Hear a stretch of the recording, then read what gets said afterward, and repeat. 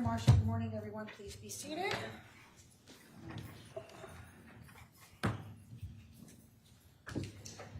All right, we are on the record in the Lafferty versus Jones matter, week 4, I believe, day 14. If counsel could identify themselves for the record. Good morning, Your Honor. Chris Maddy, Alvin Sterling, and Josh Koscoff on behalf of the plaintiffs. Morning, Your Honor. Good morning, Your Honor. Morning, Judge Warren Caddis on behalf of Mr. Jones and Free Speech System. Okay. Your Honor, we had, our team, I should say, had some trouble getting to the courthouse today because of some traffic. I understand that there's an overturned FedEx truck on 84, and so we're just getting set up here and want to make sure everything runs smoothly. I am happy to stand by. I have things to read. Attorney Pattis, I checked 5 minutes ago. Anything on, were you planning on just arguing or? Yes, and That's fine. I just want, because I checked right before it came out and I wanted to make sure. you know, I've spent my time writing with respect to our motion at the close of the plaintiff's case. Attorney Sterling and I made some progress on the verdict form, and we may reach an agreement on ascertainable loss later in the day. I'm not sure if it needs to be argued right at this minute. I leave that up to you. Okay. Were you able to put your heads together on the language that I'm going to tell the jury about Mr. Jones? Yes, Your Honor. Our view is that the court, it's not necessary for the court to do that Mr. Jones made his own decisions, asked the court originally to say something to the jury. However, if the court is inclined, we did reach an agreement on language. We did. And which is? May I check my phone? Absolutely. I don't have it printed out. I didn't see it until I arrived in court this morning. Again, if I hadn't mentioned to them at both your, I guess it was an agreement that he was going to testify, I wouldn't feel the need to say anything, but that's what I promised them, and so I think it perhaps should be addressed. I'm more or less of Attorney Maddy's mind, but I defer to you on the grounds that if you both agree, it's not something that you're going to address yourself, Attorney Pattis, when you rest. So if we're just going to remain silent upon it, and whatever you're going to do in closing arguments is a different story. The only reason, I kept talking out of both sides of my mouth, what else is new? The only reason that I can see that would lead me to prefer you say something is so that there's absolutely no need for me to even nod in that direction in closing arguments, because almost anything I say would be inappropriate. And so it might be helpful for the court to say something. So, Your Honor, I think I have it. Listen, if you both prefer that I not say anything, I'm okay, I suppose, doing that. I just wish I hadn't said anything in the first place, that's all. But I'm in a little bit of a bind because, go ahead. It's fine, Your Honor. I think the language that we agreed to is based on information provided to the court by the defense. I previously informed you that Mr. Jones intended to testify in the defense case. Mr. Jones has now elected not to do so, as is his right. how about if I just say the last sentence? Mr. Jones has elected not to testify, as is his right. He's instructed me, he'd like me to say to the jury, I know I can't, that he's boycotting these proceedings because he feels that he's on the horns of a trilemma. If he testifies in accord with the court's orders, he'll be committing perjury. If he violates the court orders, it's criminal contempt. If he takes the fifth, he gets an adverse inference. And so from Mr. Jones's perspective, by operation of law, he's been placed in an untenable position and has chosen to boycott. I can't address what his thought process is. I'm not going there. So I'm happy to say Mr. Jones has elected not to testify as of his right, because what I don't want is you to address it when you rest. I think that makes the most sense because Okay. So I'm gonna, I can tell them that we're gonna have a shorter day today. Sure. I'll tell them that, and then you'll finish up with whatever you have.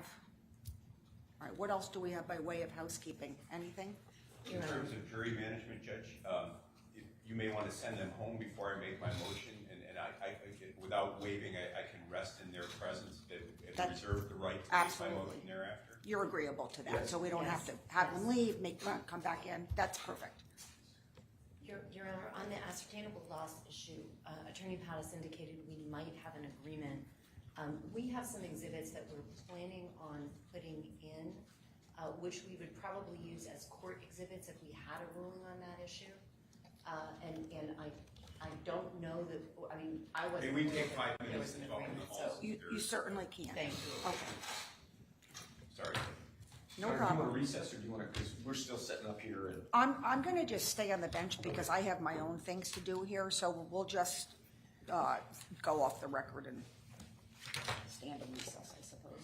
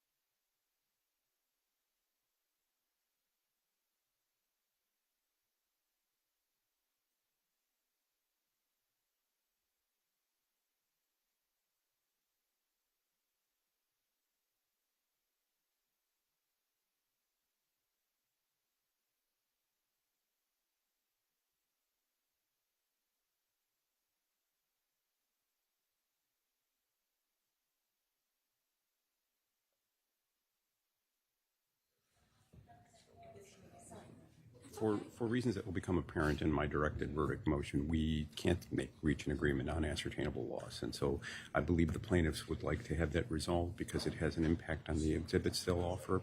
And we should probably do that now if we can, for economy's sake. Okay. Right? Yeah. Okay.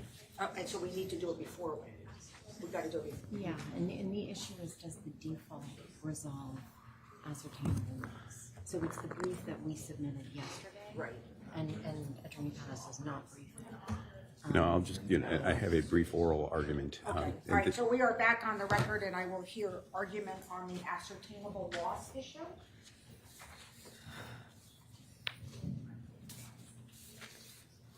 And just give me, now I'll need a minute or two.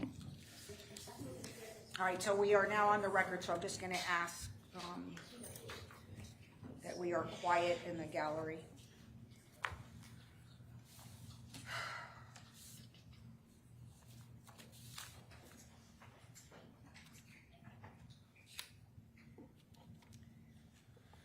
All right, who's up first? Doesn't matter to me. Attorney Pattis, do you want to lead? Attorney No, I'd Sterling? rather respond to Attorney Sterling. Okay.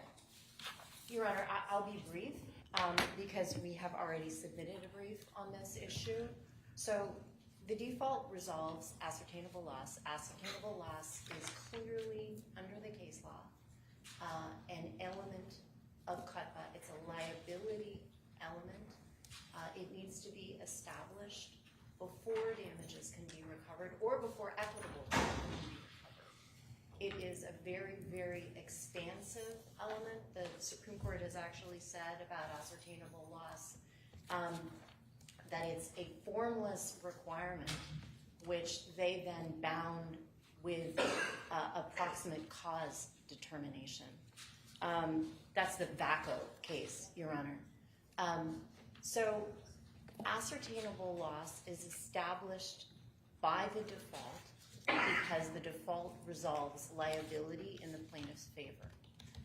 Then the other thing we briefed, Your Honor, is that ascertainable loss is also effectively decided by the court's ruling in the motion to strike, which addressed almost every element of CUTPA specifically. The defendants didn't move on ascertainable loss, but they moved on proximate cause, on precision of damages, on whether CUTPA covers this count. So the court's ruling on the motion to strike already resolves this issue in our favor as well. And for those reasons, we have tried the case on the belief that ascertainable loss is resolved in the plaintiff's favor as a part of CUTPA liability. So if I may stop there, Your Honor, what we would propose to do if the court rules in our favor on this issue, though, is simply to protect the record, submit some additional affidavits that go to ascertainable loss. And Judge, we've reached an agreement. I see Attorney Sterling sitting. I didn't want you to think I cut her off or anything today. And so we've reached an agreement that those affidavits can come in regardless of the ruling. And I don't want to tip my hand too much because this will reflect the directed verdict motion I made, but it's our contention that ascertainable loss as pled in this case, given the pleadings and given the presentation, is vulnerable on appeal, on de novo review, and is susceptible to a directed verdict motion, as I will argue at the close of the plaintiff's case. So while I agree that there is a universe in which ascertainable loss might be regarded as the functional equivalent of nominal damages in the common law counts, I don't think it makes any sense in the facts in this case as pled and as argued. And so I can't agree with the plaintiffs that it's been established in a way that is invulnerable to appellate review, and for that reason I will not agree. Are you looking to respond or no? I don't think it's necessary. So my ruling on the motion on the CUTPA count is the law of the case, but I would say even more importantly, I agree with the plaintiffs that the ascertainable loss is established by the default. All right, so that is my ruling on that. All right, so are we ready for your jury who was, again, conscientious and on time, or do you need another couple minutes? Just Your one Honor, second on so, that issue. Sure. we will want to mark in the affidavits as court exhibits. Are they gonna be e-filed by your office? They Because are, that's I the don't only thing believe- that's gonna hold us up tomorrow for giving the jury the cases Oh, if these of course, exhibits sure. aren't Well, all the jury doesn't need these. No, but I'm gonna have every exhibit e-filed in the case. ID, court exhibits, jury exhibits, we've gotta stay on top of it, so I understand that, but Yes. I'm not gonna send it to them until Ron says to me, we're done, because he is in charge of the exhibits. So we have that issue which we're taking care of this morning. Okay. And then, where are we? Yeah, 1 moment. Sure.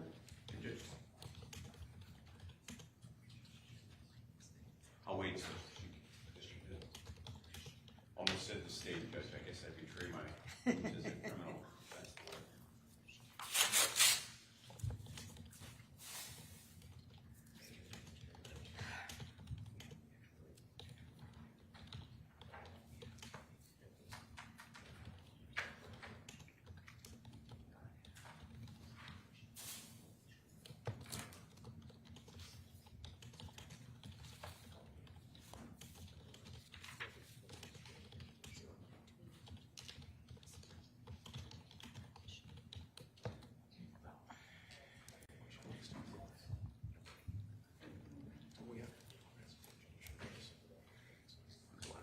Your Honor, sorry, we're just making sure all the house. No, that's right, let's make sure that you're all set so that we iron this out before we bring them out, we're fine. The other Attorney ironing out. Pattis was actually looking to address the court. Oh, I'm sorry. I On didn't the see that. question of the affidavits, I believe there will be 3. I've seen 2 and agreed to them. We discussed a third, and there were going, and I'm assuming, and I thought we reached an agreement on that. I've not yet seen that third.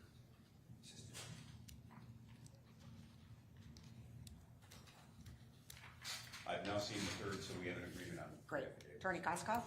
Yes, just if I can move to a different issue before the jury gets out, which is life expectancy tables.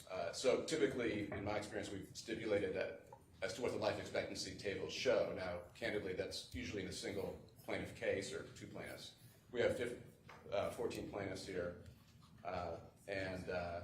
So what we would like to do is to have a mechanism by which the jury is simply given what the tables show. You're talking Usually- Attorney Pattis? We did, and according to my sources, Attorney Pattis is not in agreement to stipulate to what the tables show. Okay.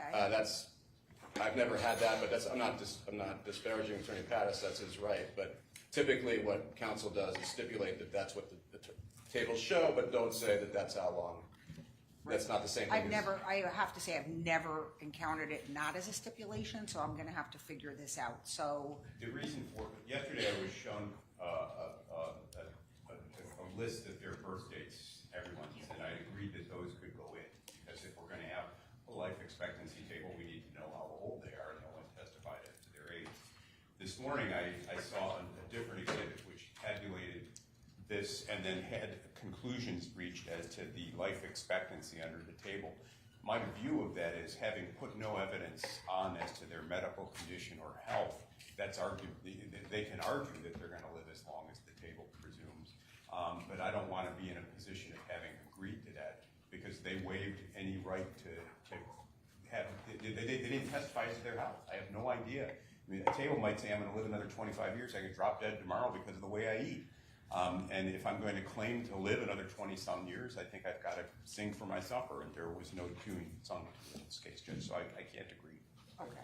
Well, I think that's just, and I know Attorney Pattis is typically not defending a civil case, so I don't begrudge him that. But typically, I think that's handled by Well, the then court. we need a charge on the life Exactly. expectancy, which talks about the vagaries and Yeah. such, so, But so I suppose I'm admitting it over objection, but I would deal with it in the standard life expectancy charge that explains exactly what Understood. you're talking about, Attorney And we Pattis. can, we do have a proposed charge to that effect, along with the ages. Why can't I just use the nice Well, standard charge? No, I think that does it for the boilerplate or the foundational, but the court does need to, the court needs to plug in the numbers, because Why don't you run Objection. past, now that I've ruled, run past with Attorney Pattis what your proposal is? It's the standard charge and you just plug the numbers in? Yeah, except it has to be done for all the plaintiffs. Okay, But it's so just why don't you touch base on that and let me know?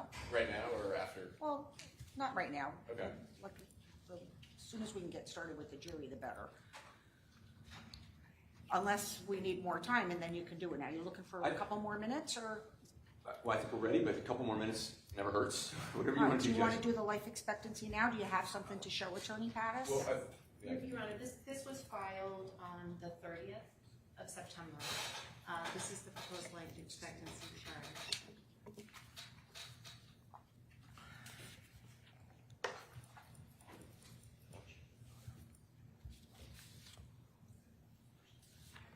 Well, but it doesn't address that this is an estimate independent of any, it simply says this is the normal, like the average normal expectancy, without addressing the fact that it really takes no account of the vagaries of experience. I thought the standard charge did.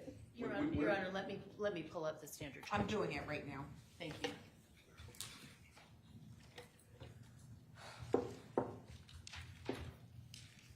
Here it is.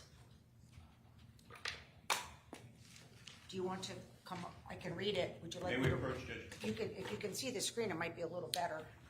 I'm happy to turn it. Can you see that? Yes. May I? You can lean over. Do you want to? Here it is. Thank you. Can you see, Ellen? Yes.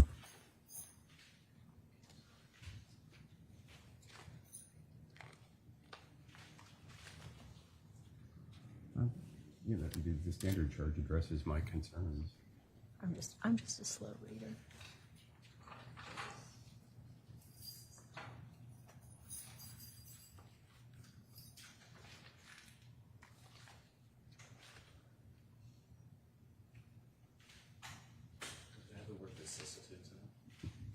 Damn it. Did I use that one? No.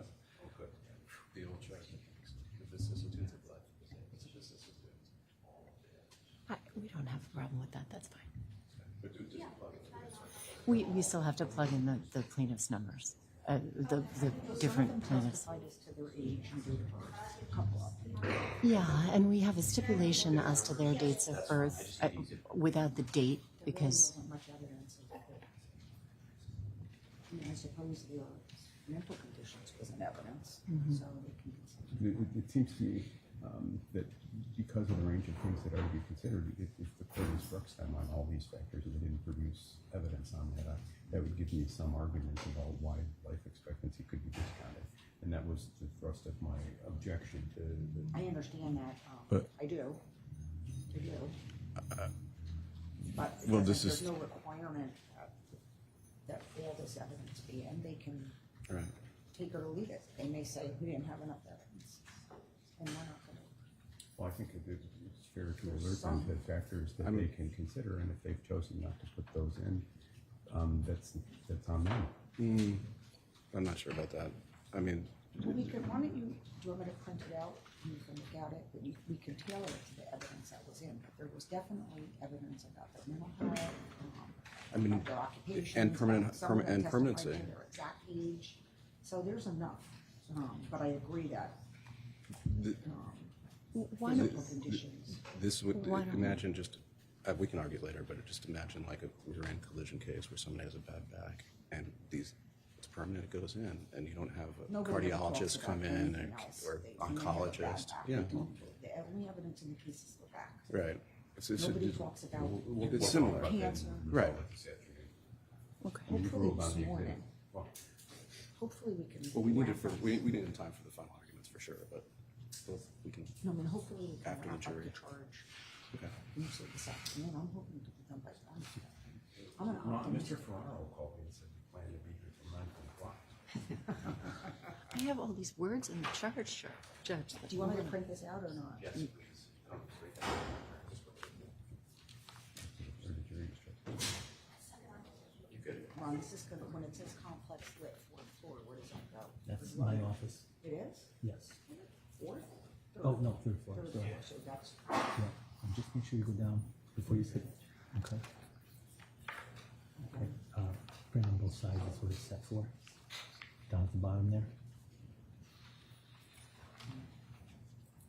we don't need this now, so then the jury, if you don't mind, and then when you have time, get it, there's no rush. Thank you very much.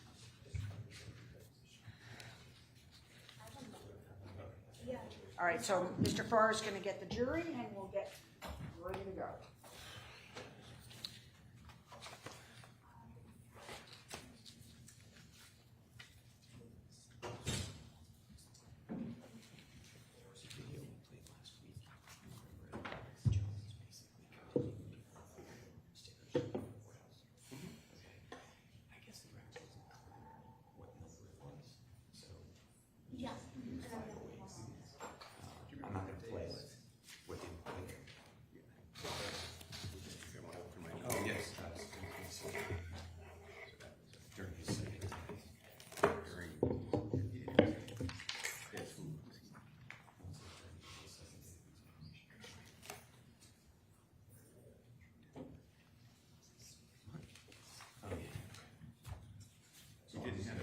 If you agree, then we're good.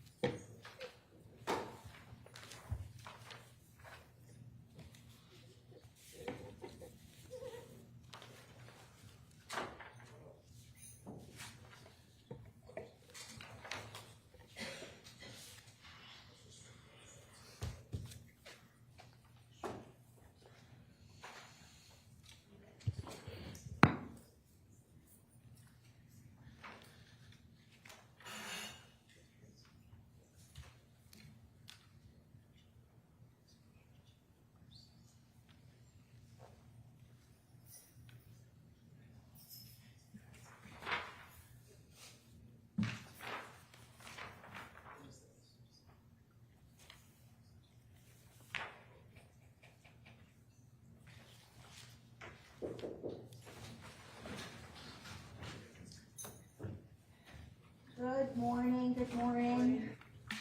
Morning, everyone. On yet another rainy day. Good morning. Good morning, good morning. Please be seated. Council will stipulate that the entire panel is present. Yes. Yes, Your Honor. All right, please be seated. So I am so grateful you were all able to make it on time, given the very heavy traffic that we had this morning and the wet roads. And I know we ended up keeping you waiting a little bit, even though you managed to get here on time. But I can tell you, we have been very busy. We already argued a substantive motion. We went through the scheduling for the rest of the trial, and so I can actually share a little of that with you. So we are going to finish the evidence this morning, all right? And then you are going to have the rest of the day off. I can tell you that Mr. Jones has elected not to testify, as is his right. So we will finish the evidence today. We are going to work on your jury charge when you leave today, so we will continue to be putting our noses to the grindstone. And then tomorrow, we will go into counsel's closing arguments.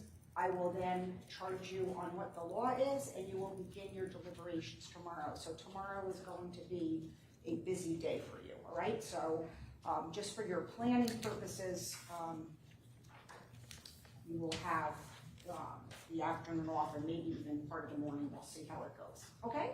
They have their notebooks, Mr. Flora? Yes. Thank you, sir. Attorney Maddie, whenever you're ready, please. Thank you.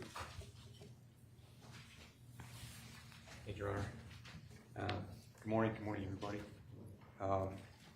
So, Your Honor, what we're going to do this morning is just present some exhibits, some remaining exhibits. The first thing I wanted to do, Your Honor, is offer the transcripts of the deposition testimony that we played here. We decided to do that for all of the depositions, not just the ones that might have had some audio problems. Thank you for that. And Attorney Pattis has seen them? Yes, Attorney Pattis has seen them. And these will be Exhibit 336A, the transcript of David Jones testimony. 354A, the transcript of Robert Jacobson's testimony. 355A, the transcript of Nico Acosta's testimony. 356A, the transcript of Joshua Owen's testimony. 363A, the transcript of Timothy Fruget's testimony, and 349A, the testimony of Michael Zimmerman. All right. All right. And I just want to mention to the jury that when you begin your deliberations, you will have all the full exhibits with you at that time. All right, just a few more housekeeping matters, Your Honor. I would also just present to the court, which I understand are going to be court exhibits, the affidavit of Ian Hockley, which is 597, the affidavit of William Aldenberg, which is 598, and the affidavit of Jennifer Hensel, which is 599. Agreed, Judge. I have those original. May I approach Attorney Ferraro?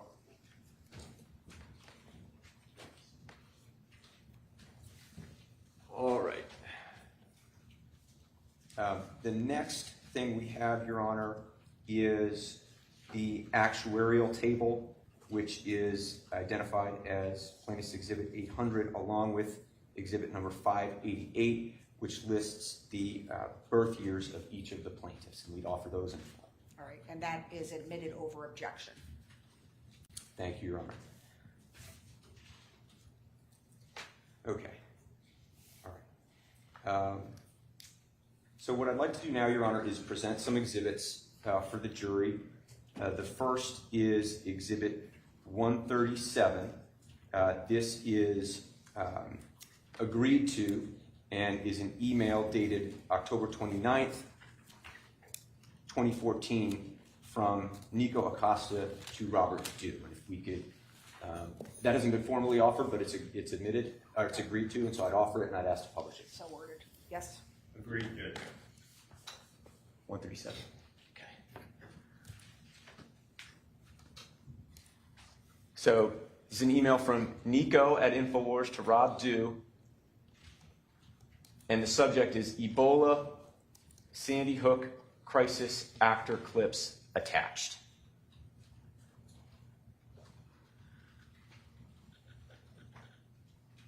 You can just scroll through it.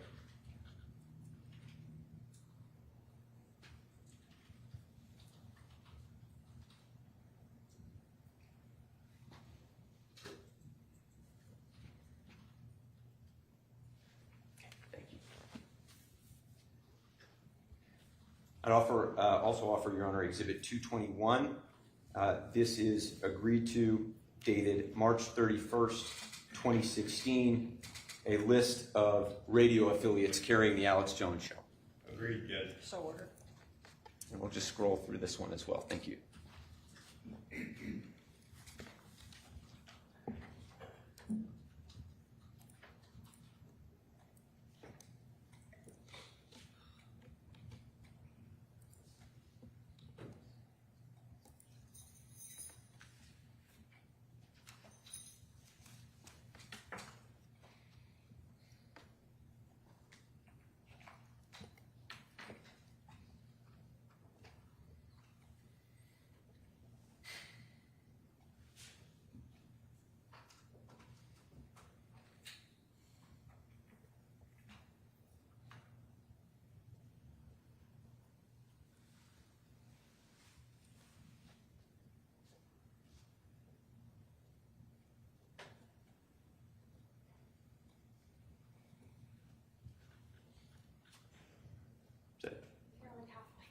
Okay, well, we're halfway through. We'll stop. The jury will have this entire list for them during deliberations.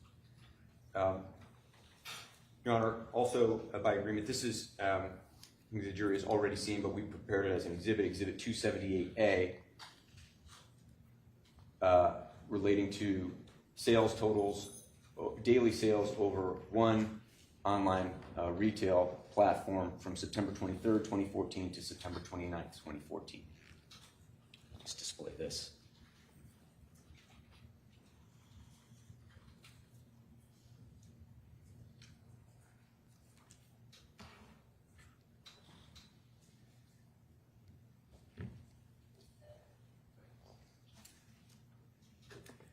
We also have Exhibit 397A. This is the cover sheet of the final state's attorney's report concerning the Sandy Hook shooting. We're offering the cover sheet with the date of the report. And that's a full exhibit by agreement? Yes, Your Honor. Yes.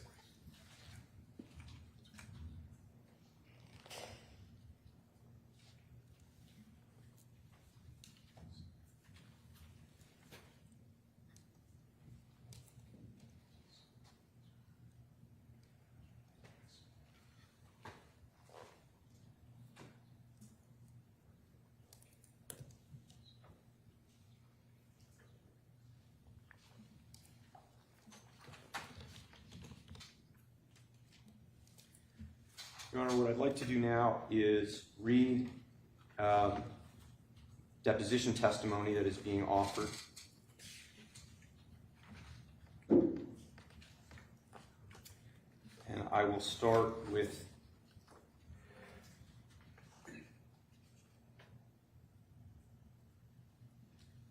Exhibit 3.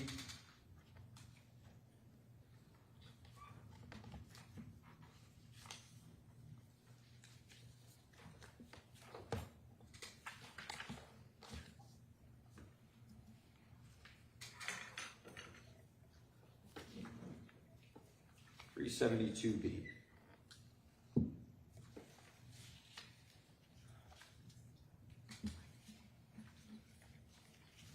This is deposition testimony of Alex Jones. B.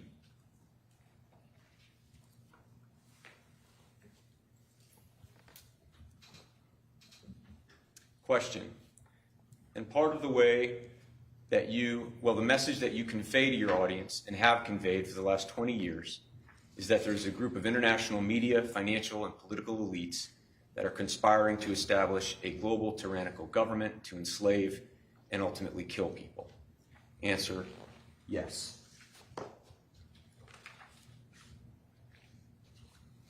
What I'd like to do now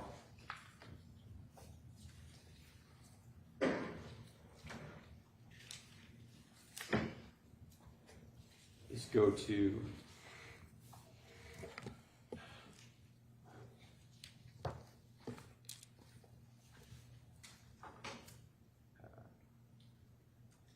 and Your Honor, in case I didn't do that, I offer that.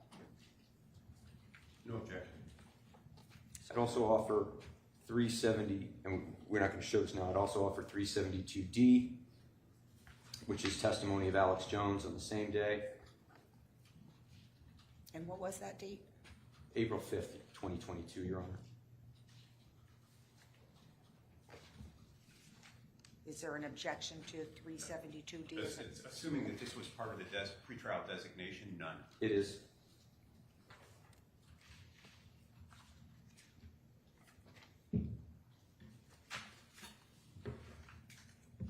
And that's also April 5th, 2022?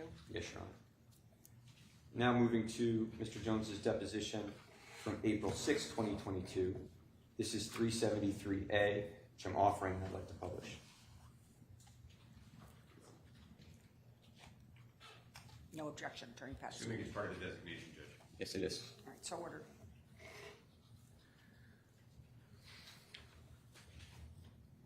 You agree with me? Okay. I noticed in your video yesterday that you posted about this deposition that you told, and which you later published on your website, that you told your audience that you are a common man, right? Answer, yes. Question, you said that Connecticut is really a bedroom community for all the richest people in New York. Answer, billionaires and people like Larry Fink and folks who have robbed the country for trillions. Yeah. Question, but you are a common man, right? Answer, yes, I am a common man. Question, where did you fly into from Texas? Answer, I forget the airport. Question, it wasn't Kennedy or LaGuardia or Bradley? Answer, no. Question, did you fly commercial? Answer, no, I flew in a private plane.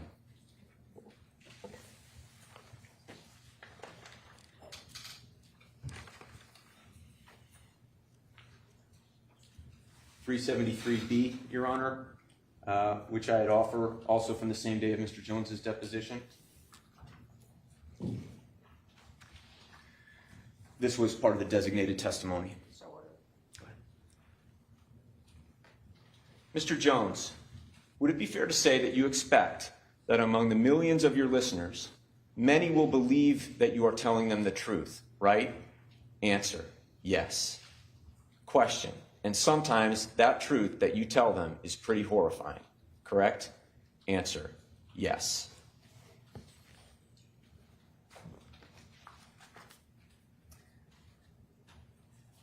(373C), Your Honor, also from the same deposition, also designated, and I'd offer it. So ordered.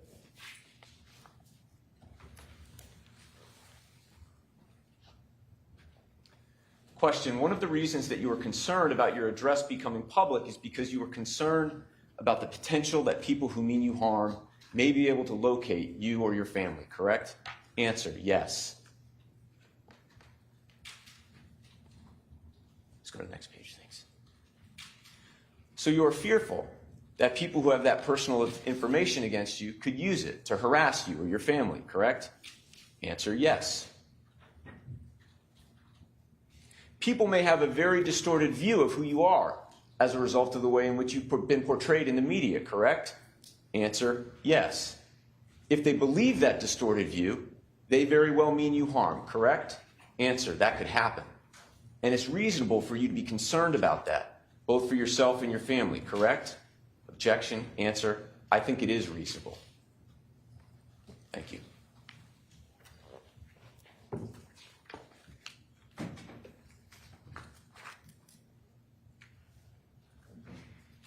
(373D), Your Honor.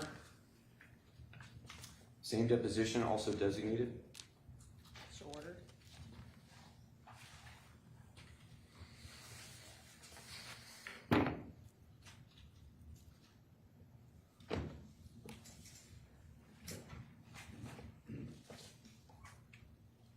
Question, you had millions of listeners by the time you were 24, right? Answer, yes. And you were the beginnings of a media empire, right? Answer, yes.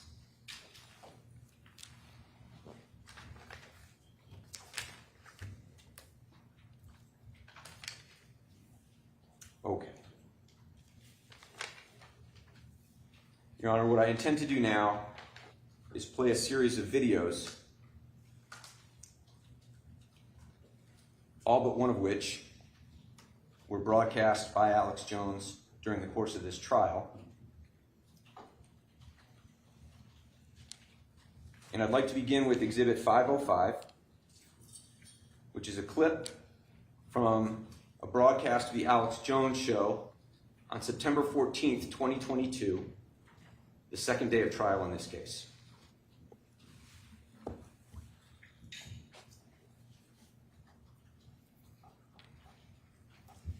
I am so sick of the New World Order. I am so sick of this cult of psychopaths. I am so sick of their lies and their fraud. I don't believe anything they say. And I apologize for nothing I've ever done because I did it all from a place of purity, and I've been 98% accurate.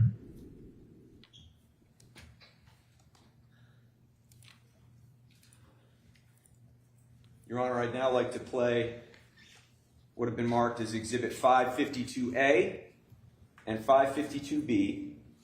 These are clips from a video published by Alex Jones on September 23rd, 2022,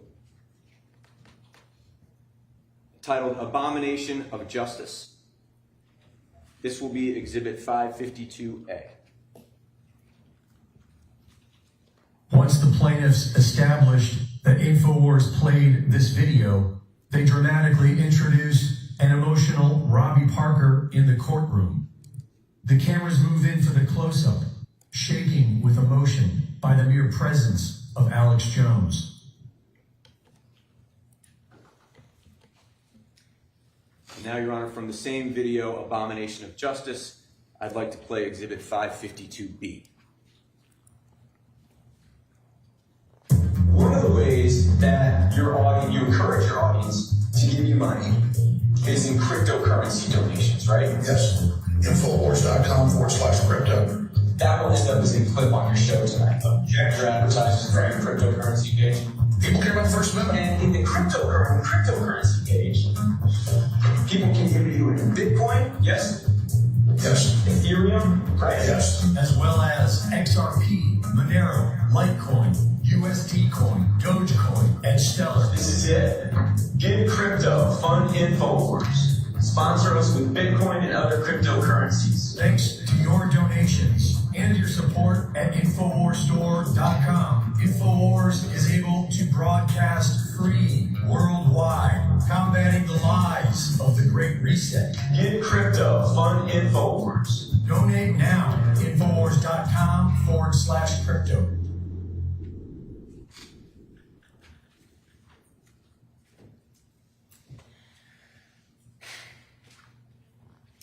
Your Honor, I'd now like to play Exhibit 593.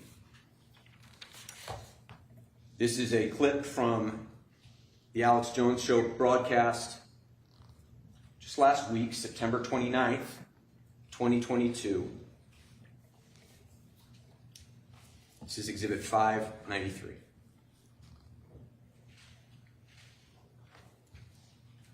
Attorney over there in Connecticut. What an idiot. Oh, well, they've already rigged the jury. It's all rigged.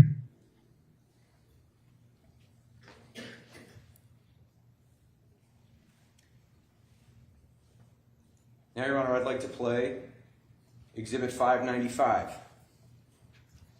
Video published by Alex Jones as part of the Alex Jones Show on September 30th, 2022, also last week.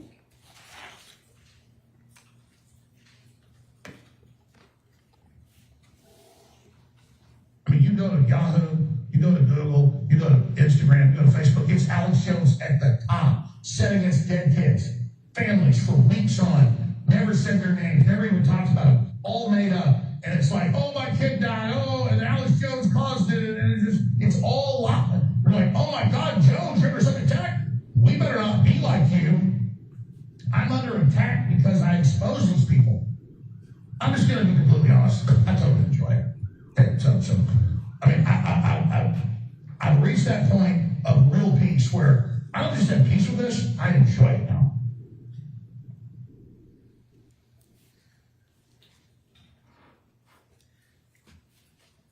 Your Honor, before I get to the last video I want to play that Mr. Jones broadcast last week, I'd like to play what is already in evidence as Exhibit 23A. This is a video that the jury has already seen.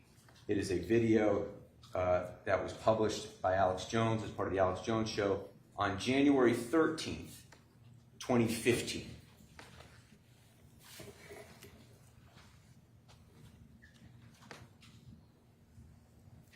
Yeah, when you're trying to decipher cloak and dagger, dirty tricks, it's pretty hard to do.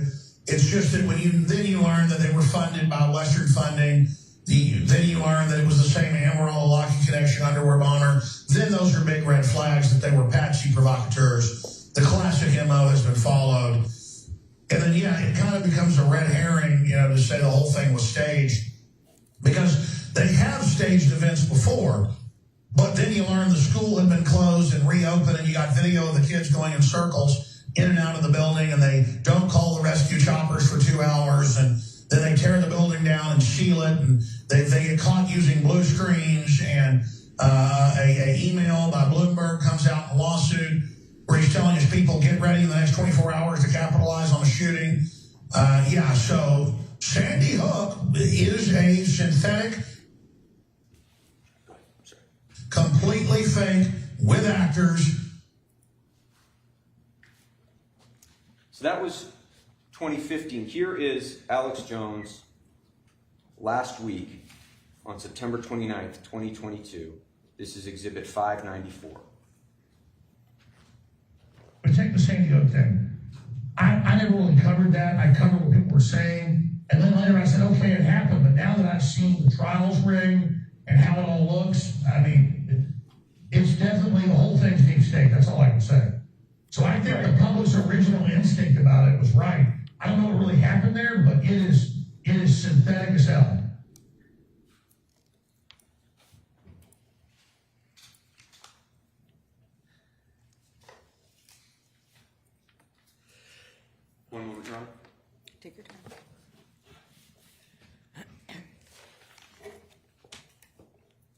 plaintiffs rest. Attorney Pattis? We'll have a motion, Judge, but we intend to produce no evidence.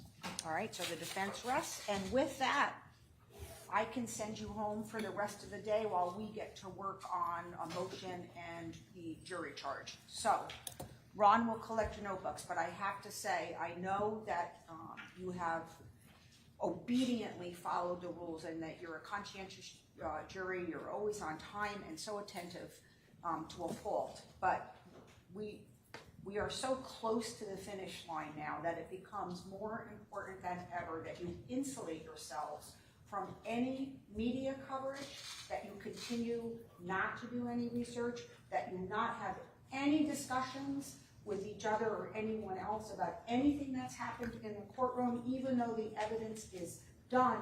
That doesn't mean that even any of you can speak to each other. You will know, because I will tell you clear as a bell, when you can begin discussing anything that happened in this courtroom. And even then, you will only be able to discuss the case when you are all together and only when you are in the jury deliberating room.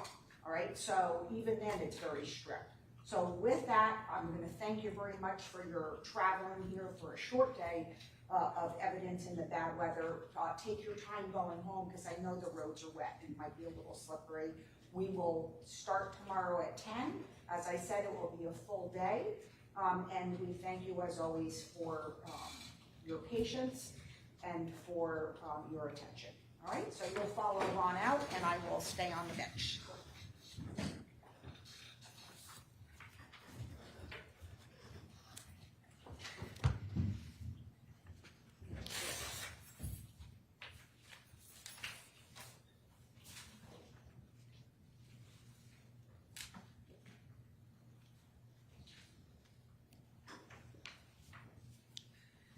Whenever you're ready, Attorney Pattis.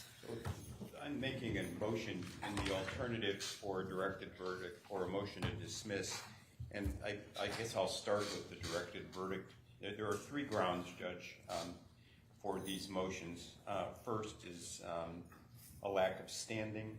Second, because of the misapplication of CUTPA, in this case, or an attempt to evoke CUTPA where CUTPA doesn't lie.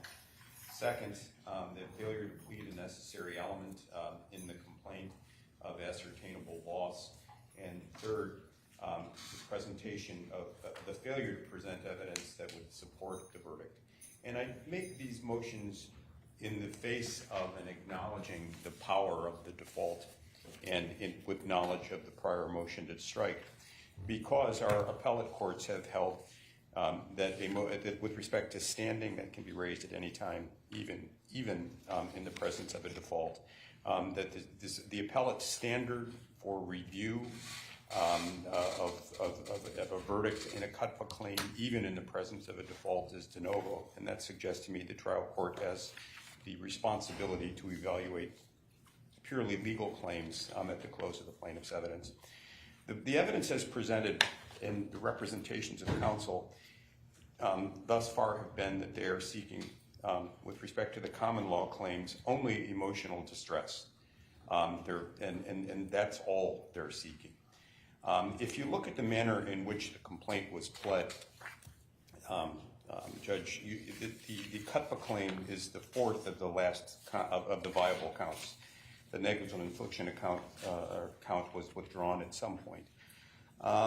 And that incorporates by reference the various pleadings that preceded it in the complaint. So, for example, in the common law complaints at paragraph 419, 432, and 446, the plaintiffs pled actual and substantial damages. And that's what they've reincorporated into the CUTPA count. Our Supreme Court is clear that emotional distress alone is insufficient to support a CUTPA claim.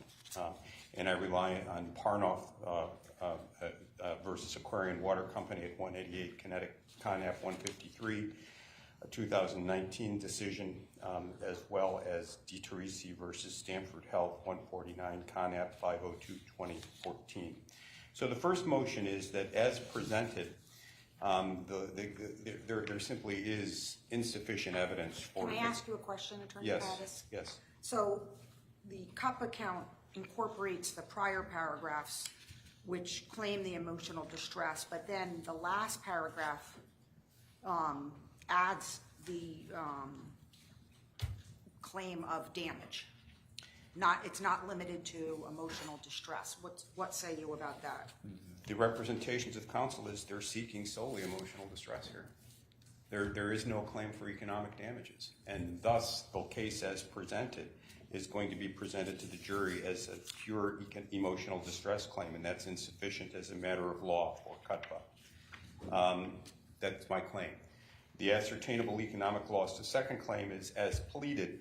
And again, the appellate court takes a look at the pleadings to determine, even in the case of a default, whether it's adequately pled. Under Ritchie versus Main Street at 110 Con App 209, we conduct a plenary review of the pleadings to determine where they are sufficient to establish a cause of action upon default. It is our contention that they are not, because what the plaintiffs claimed was actual and emotional loss without ever claiming actual and substantial damages without ever pleading ascertainable loss. And I'm not trying to impose a magic word test on the pleadings. I understand that the plaintiffs are entitled to every reasonable inference, especially in the context of a motion for a directed verdict. But it's our contention that they've abandoned their responsibility to show ascertainable economic loss. Most substantially, though, we claim that this is a novel application and, frankly, a terrifying application of CUTPA, because this is an instance in which there is no representation whatsoever that the plaintiffs were harmed in any respect by Mr. Jones's commercial activities with respect to the sale of dietary supplements. So with respect to Soto v. Bushmaster, which the plaintiffs may claim opens the door, in Soto, unscrupulous advertising was used to sell military-grade weapons to a civilian. And the courts ultimately concluded that that was sufficient to support a CUTPA claim, even in the absence of a commercial relationship, because those unscrupulous ads placed into the hands of Adam Lanza a weapon that he used to slaughter people. There's nothing analogous to that in this case. Mr. Jones didn't oversell hair growth or follicle material or iodine to anyone. There's no evidence that anyone was harmed by his commercial activity. The court and the jury may conclude that Mr. Jones's speech acts were odious, and that's what defamation per se addresses. They may conclude that his speech inspired others to harass and intimidate these people, and I presume that falls under the intentional infliction of emotional distress.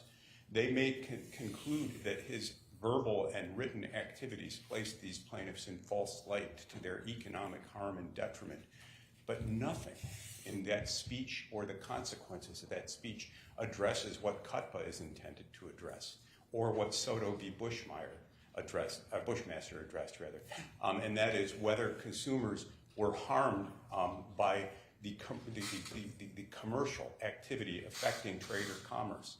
If someone had gone out and bought a gross of these pills and thrown them at someone and hurt them, that might be an argument, assuming the ad encouraged people to do that.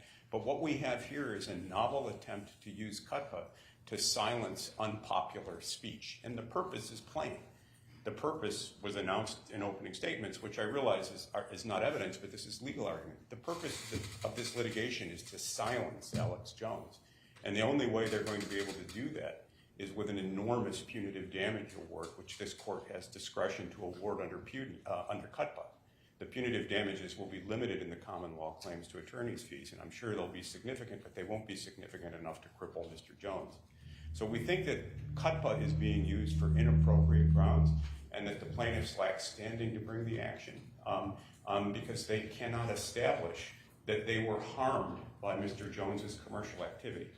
As I understand the plaintiff's case, there's a strong and a weak CUTPA claim implicit within it. The strong claim is that they pay attention by way of Google Analytics and other analytics to spikes within their web traffic Thus, when Mr. Jones speaks about Sandy Hook, it spikes. Let's talk more about it because it'll drive people to our site. The weaker claim is that by peddling fear, Mr. Jones is able to capitalize on that fear and inspire people to buy products. That might be an unscrupulous ad if a person affected by those products could come forward and say, I would never have bought it had I not been inspired by his fear. But that's not the claim here. What we have are 3 torts that will go to the jury, and my motion is not directed to those torts, Judge. I will concede that the evidence, if credited, is sufficient to warrant a judgment against Jones. But as to the CUTPA claim, there's no case, none, that supports what the plaintiffs intend to do in this case, and that is use a statute that is designed to protect consumers against unscrupulous trade and commercial practices to attack speech. And that makes this case terrifying from a free speech perspective, and we urge the court to strike this claim or to grant our motion because nothing in our law supports an application of CUTPA on the facts as pled and proven in this case. Thank you. Attorney Sterling. Yes, Your Honor. And one last thing. May I submit I've got a typographically written motion that I'd like to tidy up and submit as part of this record later in the day. How do you want me to handle it, and just wait for that before I rule? No, I can give it to you now, but I'd like to submit it. I'd like to submit it cleaned up version. Has plaintiff seen it yet? I'm giving it No, to you Your now. Honor. I have not seen it yet. 8 pages. So, Well, I wanted to wait until the close of the case, as is customary. No, I understand, but I don't. If you're going to file it and after she's argued, how does she respond? If she wants to take a moment to read it, she may, but it won't say anything that I'm not. Why don't we try to do that and see if we're able to read? Do you mind, Attorney Sterling? We can try and see if. Your Honor, if we're going to do that, what I would ask is that I have an opportunity to read it, make some notes, and then I'll respond. Not 8 pages. Not unreasonable. Do you have a bench copy? I do. Would you mind giving it to me? I sent Attorney. May I approach? You may.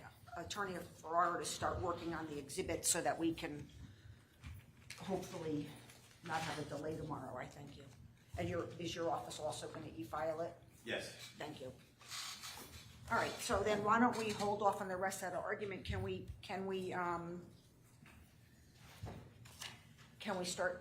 get to work on the jury charge? We can do that, Your Honor. The only thing is so yeah, we want to defer argument for a little while on this and turn to the jury charge and then take a break. Do you want I'll to take prepare the morning myself for recess now? We'll pick it up at 11:30, finish the argument, and then can we get to work on the jury charge? Yes. Okay. Yes. Your Honor, I understand Attorney Ferraro's not here. He raised with our team, I think yesterday, that one of the videos that we offered and played last week, it wasn't clear in the record what the number was. It's Exhibit 508. He asked me to confer with Attorney Pattis. We have. Attorney Pattis agrees that that's what it was.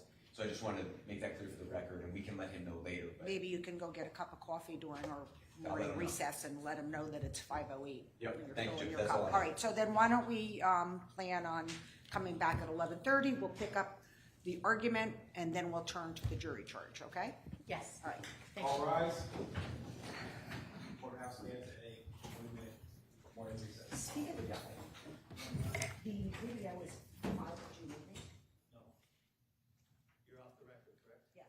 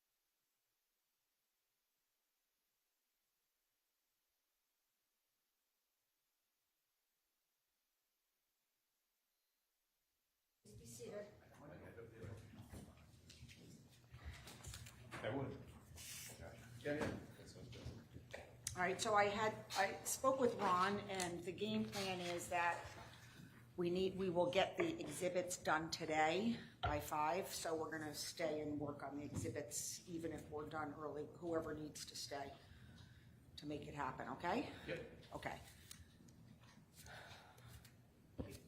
Is Your Honor ready on the I directed am. I verdict? was able to read it. Did you have enough time to read it? I did, Your Honor, thank Okay. you.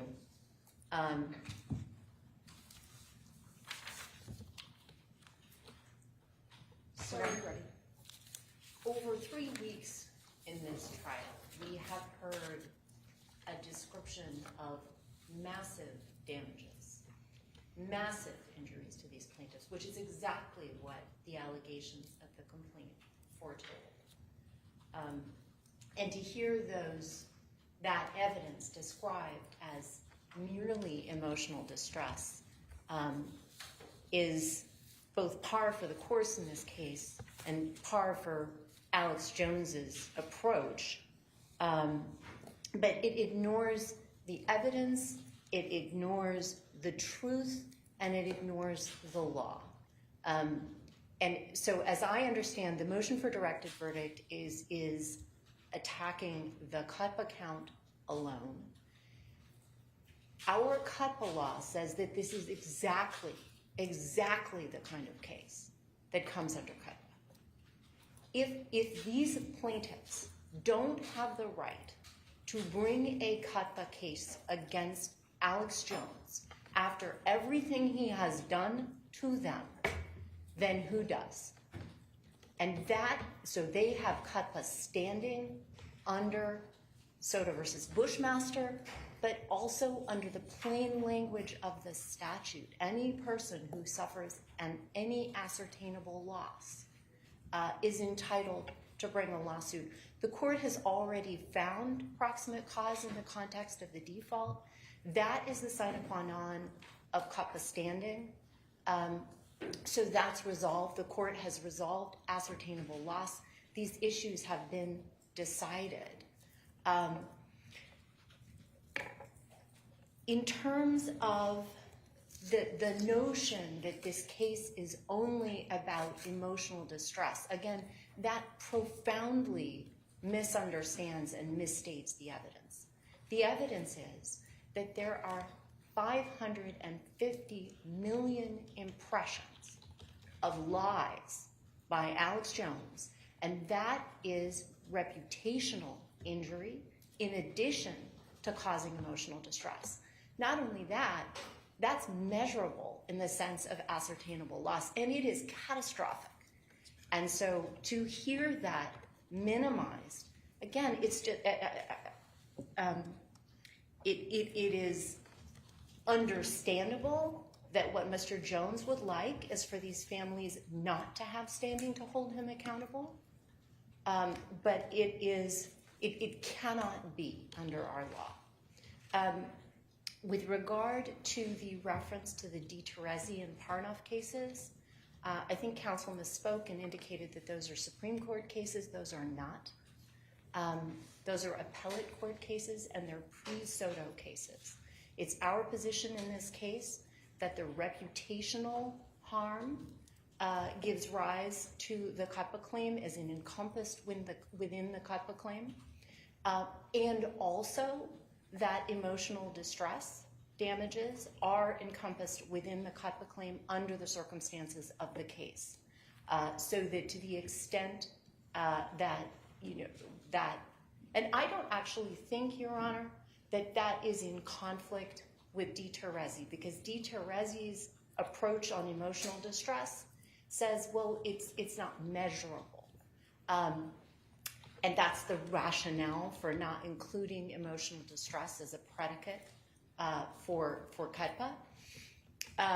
Here, we have both the determination that severe emotional distress already exists as a result of intentional infliction, and also there is the measurability of the reputational harm, which goes to emotional distress, although also independently damages the plaintiff's reputations. So, and Your Honor, I am putting that on the record because I want our higher courts to be aware that that is our position. Let's see. With regard to the idea that the CUPPA claim is only about statements, it's not. What it describes is a commercial course of conduct that is built on targeting and victimizing these families by lying about them. So certainly lies are in the mix, but what the court heard was not just the occasional lie. It's the use of lies to sell products, to fuel a business. That is what Mr. Watt's testimony was about. That's what the testimony about social media analytics and Google Analytics is about. There is a business plan to hurt these families and to sell things by hurting them. And that has to be remediable under CUPPA. It has to be.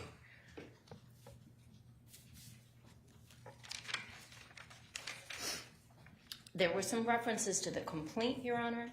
The CUPPA count is pleaded last, and it incorporates all the prior allegations.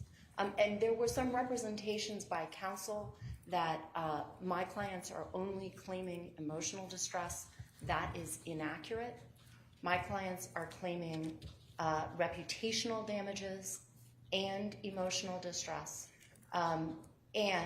Excuse me? Sorry. Yes, and invasion of privacy. So I just don't understand the source of those representations.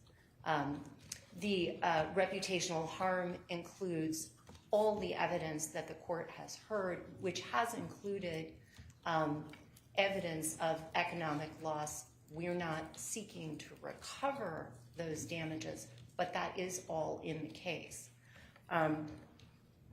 And certainly evidence of ascertainable loss has come in repeatedly in the case, even though it's already established by the default.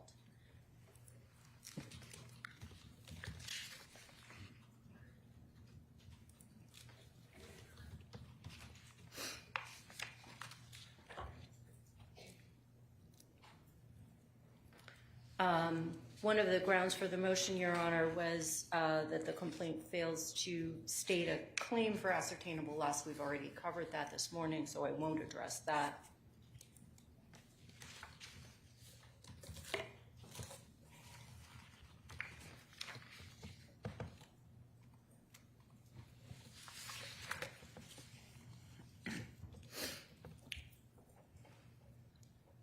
So I think where I conclude, Your Honor, is there is absolutely a CUPPA claim that needs to be presented to the jury and will be also for decision by the court. And the motion for directed verdict must be denied. Attorney Pattis? I guess I should get used to even polite ad hominem attacks. They are the course in this case. I won't respond in kind, other than to say that counsel's argument is long in emotion, short on analysis, facts, and vacant as to law. There is no CUPPA case that says a person who engages in speech, even in extreme speech, can be held liable under CUPPA. We don't contest at the directed verdict stage defamation. We don't contest intentional infliction. We don't contest breach of privacy.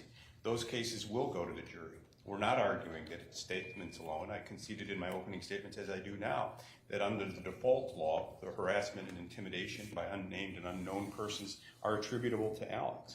That's fine. I get that. But what CUPPA sounds at it's not enough to come in here and say it can, it must, it has to be. The argument has to conform to the requirements of law, and there is nothing in Soto v. Bushmaster that says that if a person engages in extreme comments and relies on the sale of products to produce that platform, there's nothing that says absent the plaintiffs being affected by those products that CUPPA is applicable. The reason we have a broad medley of torts in this country is to permit people choices of remedy so that they can recover for the harm they've experienced. The harm that these folks have experienced in terms of defamation, intentional infliction, and breach of privacy is compensable, and they can get what the jury will award them. What they can't do is transform cutaway into an attack on speech. All right, so the lack of standing raises subject matter jurisdiction, and I must rule on that now. So the motion to dismiss on the standing issue is denied. The motion as it relates to ascertainable loss is also denied, as I ruled on that earlier, and I will reserve decision on the remaining issue. Ron, can you give the council copies of the life expectancy table that I was able to print out? Thank you. All right, so can we Your Honor, turn? may I inquire on one issue? So the court is reserving decision on the I just whether- routinely reserve decisions on all motions for directed verdict, and I would have entirely reserved here and just dealt with it later. But because it raises standing, which is subject matter jurisdiction, I need to rule on that.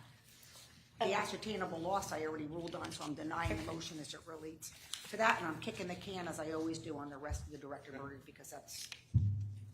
So, Your Honor, in that event, I think maybe we'd like to submit a brief on the non-standing issues.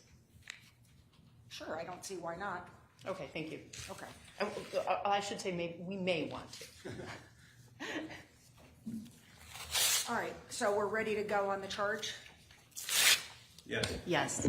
I just need 1 second to clear away these papers. Oh, yeah, Attorney Koskoff's going to start with life expectancy. If that's all right, Your Honor. Well, I wanted you to talk to Attorney Pattis about it first. Okay. If you don't So mind. we'll do that at the break, Judge, or do you want to just do that right now? We got a Whatever lot you of want, it doesn't housekeeping. matter to me. I would, maybe you guys want to do, well, it's up to you. While attorney, I think I have a short one. While Attorney Sterling is getting organized here, I want to talk about how long we're going to have for closing. I know Attorney Pattis has requested an hour. We request 2, which would be inclusive of summation and rebuttal, 15 plaintiffs, 4 weeks of trial.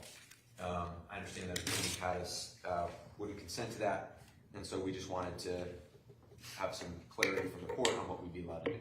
Attorney Pattis, do you want to respond? Yes, I think in opening, the position was better at forced concision, although it's been a 12-day trial. Maybe we've had 12 days for partial evidence.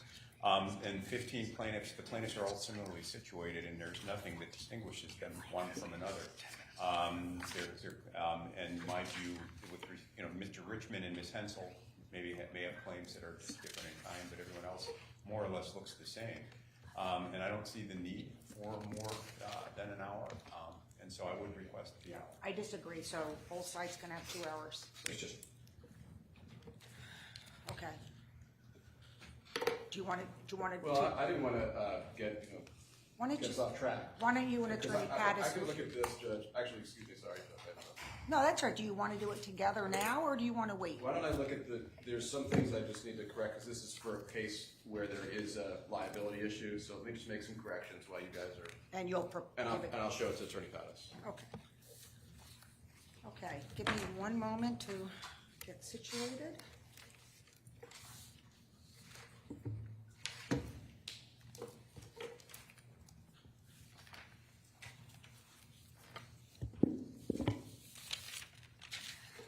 One thing that we left off on yesterday, and I got a list here that I'd like to start crossing off, was the plaintiffs were considering proposing new language about Alex Jones and free speech systems. Yes, Your Honor, good news. In the new charge that Your Honor has a copy of, we did propose new language, and that was acceptable to the defendants. What page is that on? That is on page 7 in red. May I have a moment, Judge? Please.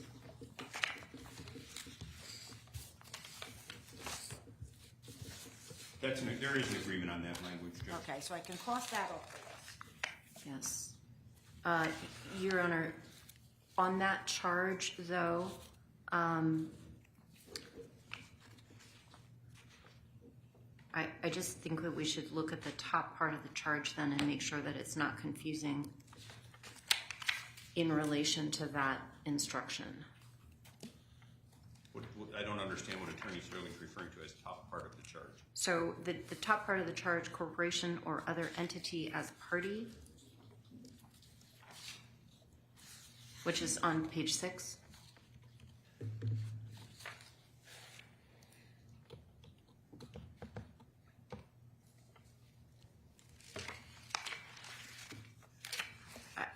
Your Honor, I think that's quite confusing given the instruction that Mr. Jones and Free Speech Systems are each legally responsible for the other's conduct.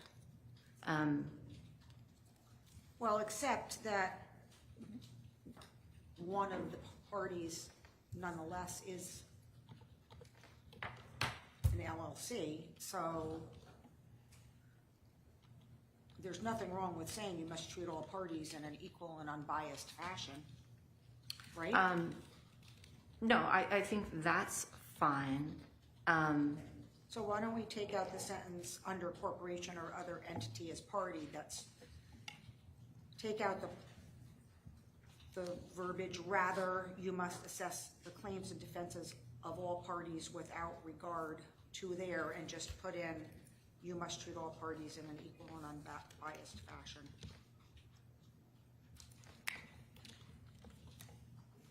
So that would be, you have heard that one of the parties in this lawsuit is the defendant Free Speech Systems LLC, which is an entity created by the law. All parties are equal before the law. The mere fact that one of the parties is, I don't know if we want to say one of the defendants, but one of the parties is a natural person and one is a creation of the law should not play any part in your deliberations. You must treat all parties in an equal and unbiased fashion. That's not objectionable. That's neutral. I take no position on this. I think it's fine as it is, and the court's suggestion is fine. I don't think there's anything confusing about it. Your Honor, I think that's a significant improvement. I appreciate it. All right, so Thank you. you'll delete, rather you must assess the claims and defenses of all parties without regard to their, and insert you must. You must. Okay. Got it. What about the implicit bias charge? I can't agree with it. I can't agree to it, Judge. I mean, the basis is that somehow using cool reflects some sort of bias or is a microaggression against some unnamed group. I mean, the language is all we have left. And to start making claims like that about language, to talk about cool and dispassionate, I don't want to go down that rabbit. We're urged to use the implicit bias charge in all our cases, civil, criminal. But this arose with respect to the claim that cool was somehow culturally. But Attorney Sterling wasn't even sure she was going to want it anyway, so before you start arguing against it, let's see what her position was. So my position, Your Honor, is as I am delinquent, I need an opportunity to look at it. This I is will the do time. that. Okay, then we're not claiming it. There we go. Okay, we're moving along. All right, where are we next? What's the next issue?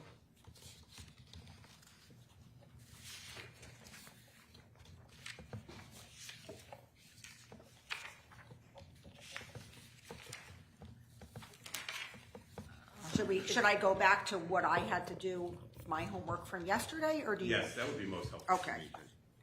So correct me if I'm wrong. The first thing that I was supposed to look at was on page, well, I don't know if there's a new page number now, so let me look. Under causes of action?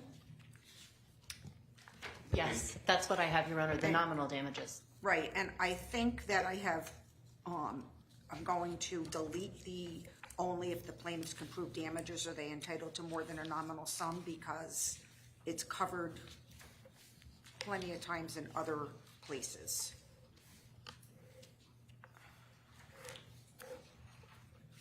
I'm not sure that exact language is covered anywhere.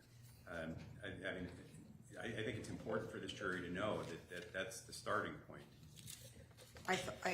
Well, so let me see, just bear with me.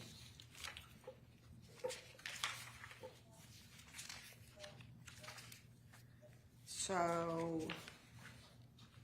under damages compensatory, we have, in order to recover more than nominal damages, the plaintiffs have the burden of proving their entitlement to recover damages by a fair preponderance of the evidence. Then we also have nominal damages. Let me see where it is. I marked a couple other places, but just bear with me.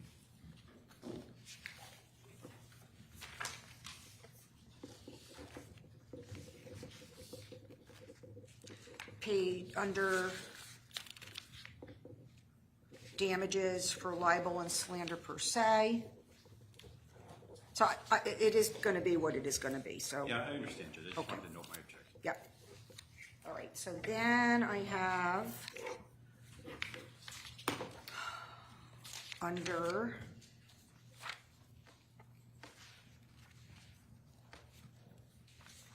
defamation, is that where we? That was, Page 17, Judge? well, Yes. I'm looking at yesterday's document, honestly, because that's where I made all my notes. So I thought there was something for me to do under defamation. No, we actually, we resolved that yesterday, Your Honor. Okay. I think that's what I have, Judge, that we had.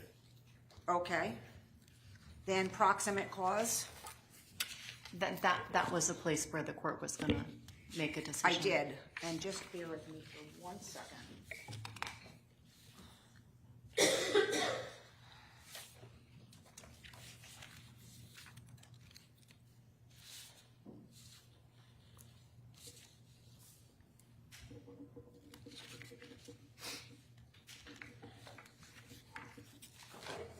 May I speak to Attorney Maddy for a moment? Please.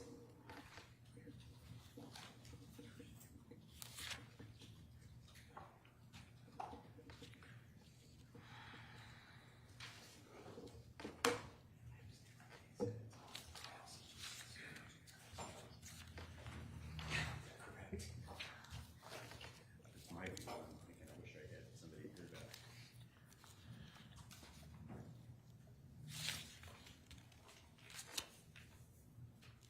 All right, I had no problem with any of the plaintiff's proposed changes under proximate cause. I thought it was helpful language, actually. Okay, so for my work as a scrivener, Your Honor, I will Which I'm accept leaving to those you. changes. And I'll just recite my objection on the grounds that it comes perilously close to transforming proximate cause into but-for causation. I And I understand. understand you've ruled, Judge.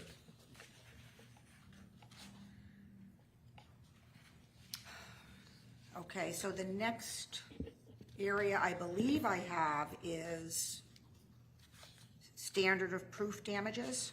Yes, Your Honor, the continuing objection on our part as to nominal. All right, so just bear with me.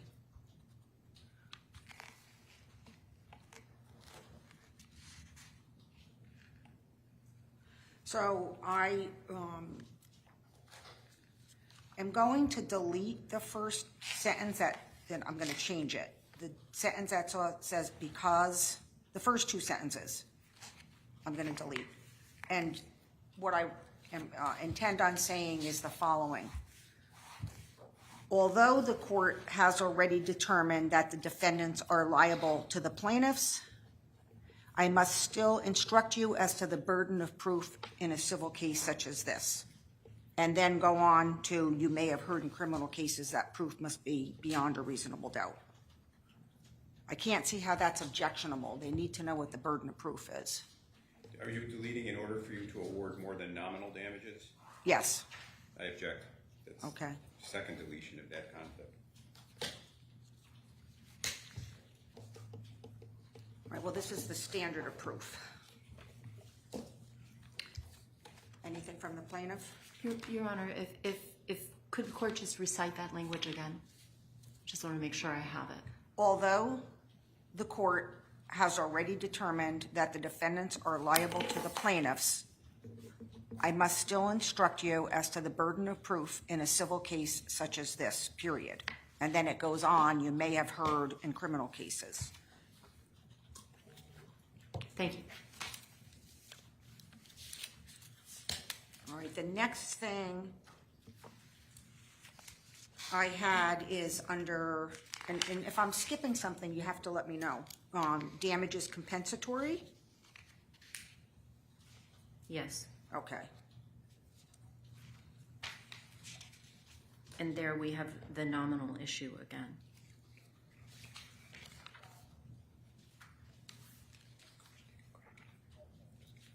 So let me address the list of, I think we all agreed that wrongdoing instead of negligence already, right? Correct. Yes. And injury, we're gonna use harm. Correct. Yes. Okay. And Your Honor, I intended to make those changes globally. Oop, I missed one. All right. So I think we've talked about the whole issue of nominal damages, whether they're appropriate, given some of the claims. And I've looked at the case law as best as I can, and I think what the plaintiffs are arguing is that in a defamation per se case, nominal damages are precluded. That's what I hear. Am I understanding that right? And that there's some kind of, I don't know, default or assumption. No, Your Honor, the first argument actually goes to the emotional distress damages. It's the same sort of argument though, isn't it? Well, I think it's actually even clearer and stronger as to emotional distress because the court is charging. I mean, the court heard my argument yesterday. I did. And so, it's inconsistent to say that there's severe emotional distress. The court understands the argument. I do, and I'm going to not rule in your favor on that. I don't think that that nominal damages are precluded on these in this situation.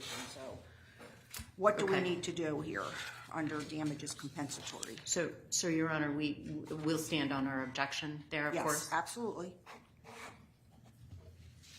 I'm not sure there's anything more to it. I'm just triple checking to make sure. Are we otherwise set on this section? I have red lines, and I agree with the red lines. I don't recall talking about those yesterday. Eliminating pain and suffering, for example. Yes, we did agree to that. Yes, we did. Your Honor, I'm sorry. Is the court just accepting that in order to recover more than nominal damages, the plaintiffs have the burden? Was the court proposing a revision there? Give me one moment.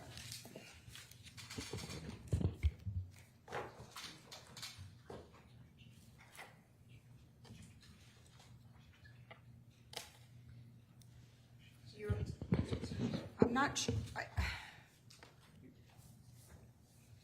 So we can try to work on different language to make sure we're stating it right. So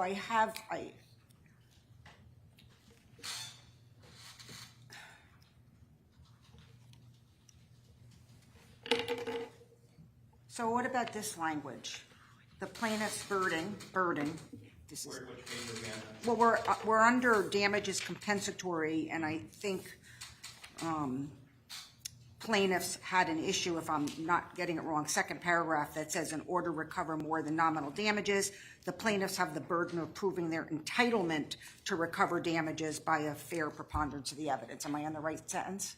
Yes, Your Honor. All right, so if I lift the language exactly from an appellate court, from the Murray versus Taylor case, I'll read a sentence from it and tell me if we can make this more accurate or more palatable.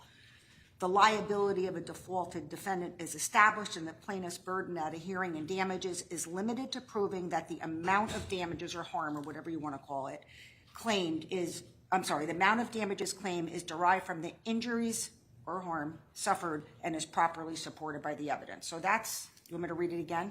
Yes, thank you. All right. The liability of a defaulted defendant is established, and the plaintiff's burden at a hearing in damages is limited to proving that the amount of damages claimed is derived from the injuries suffered and is properly supported by the evidence. That's the language Murray versus Taylor lifted from Ratner versus Willamette. So, And Your Honor, the idea would be to take out that. well, I think it's probably, I think we're safer if we lift the language and quote it directly. I'm not seeing what we're lifting. I'm not following. I think the issue of what do the plaintiffs No, I need- mean, I'm not seeing it I'm on. Under damages compensatory, there's the first paragraph that starts the rule of damages as follows, and then, I guess it is still the first paragraph, I'm sorry. That's what threw me. I don't see. I'm sorry, yep, it's the first paragraph. That's a long paragraph. Maybe around 5 sentences down, and it starts with an order to recover more than nominal damages. No, I think if you want to add the Murray language, fine, but I believe that this is the third instance where we're just diluting the import of the nominal damage instruction. Yeah, so I wouldn't object to adding Murray after that sentence. Well, it is, you're right, Attorney Pettis, it does not use the word nominal damages, and I think this would be the appropriate place to put it in, so I agree with you on that. So let me look at it and.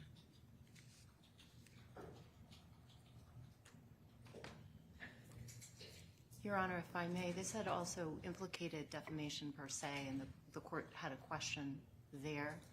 I'm sorry? Sure. So with regard to the nominal damages issue, the court began with a question about our position on defamation per se. And I'll repeat that position from yesterday, which is that nominal damages in that instance could only be appropriate in the way that's described by the charge, which is that the plaintiff gets set back by all of these aspects of the evidence like that. I understand your position, I just don't. Thank you for hearing me, disagree with Judge. it, though. Yeah, okay. So, Your Honor, may I be excused for a few minutes?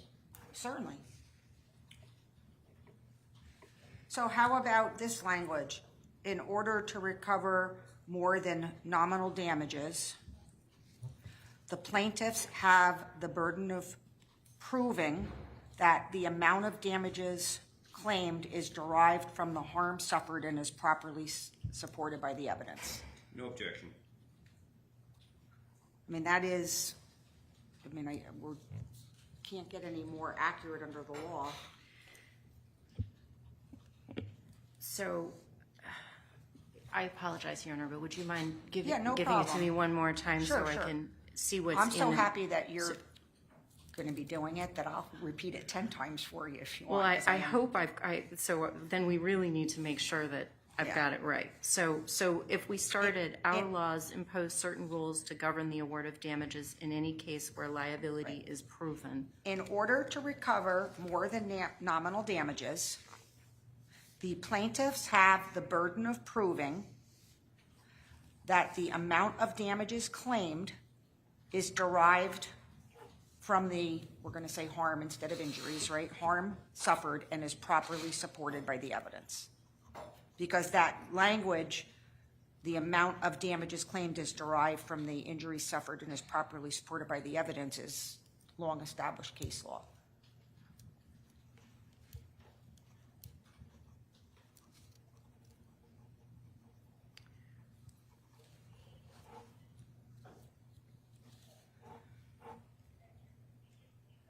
Could we include is derived from the harm suffered as I have described it to you and is properly supported by the evidence? I don't think so. I mean, unless you're agreeable to that, Attorney Pattis. I'll do it. I thought the charge as stated was fine. I thought that the next one was fine. It seems to be done. No, I don't agree because I think the court has indicated what it wants to do. And Yeah, I think it's arguing clear the margins. and it's an accurate recitation of the law. So I think that's where we'll leave it. Okay, we'll stand on our understand. exception, Your Honor. Okay. So I think, and again, you have to tell me if I missed something.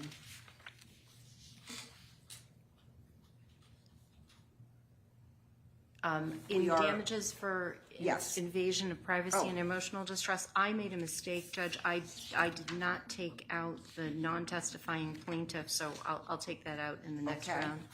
So my next item, I think, was under damages for libel and slander per se. Correct.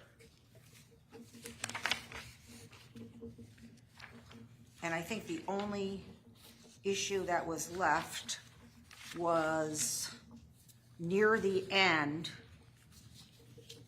if I'm not mistaken, and tell me if I'm wrong, near the end that says, if on the other hand you find that the defamatory material is of significant character, that language? Yes. All right. Where did that language, very substantial damages, come from? That was interesting. Yeah. I was very interested by that. I couldn't find it in any case law anywhere, but I think the Koskoff brief bank did. Law, in the case of Koskoff v. Sterling. I'm going to attribute that to Attorney Koskoff, Your Honor. That was the very, but not the substantial. all right. So obviously, No, the very- actually, the substantial is in the case law. Oh, I know that, but I yes. never. But I'm the very, familiar with that. the very is. The very. Am I very? It doesn't exist. You know, he's going to blame me for that. Give you A for effort, though. So, Attorney Pattis, what is your taking out the very? What is your issue there? Because I don't see an issue, but I could be missing an issue. I didn't see the need to depart from the standard charge. It struck me that this was reflecting the argument that wanted to be made at closing, which is fine, but I didn't see any deficiency in the standard charge. All right. Okay, so I actually try to look at it from the perspective of the juror, giving them guidance. I liked it. I thought it actually clarified things, so I will include it.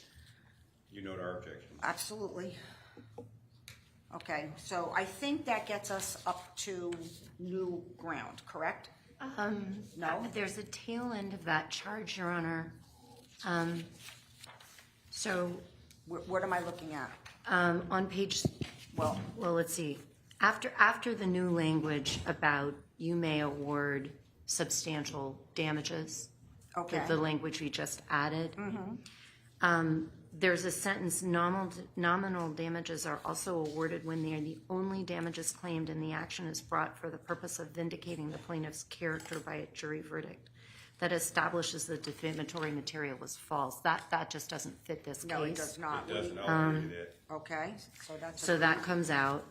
And then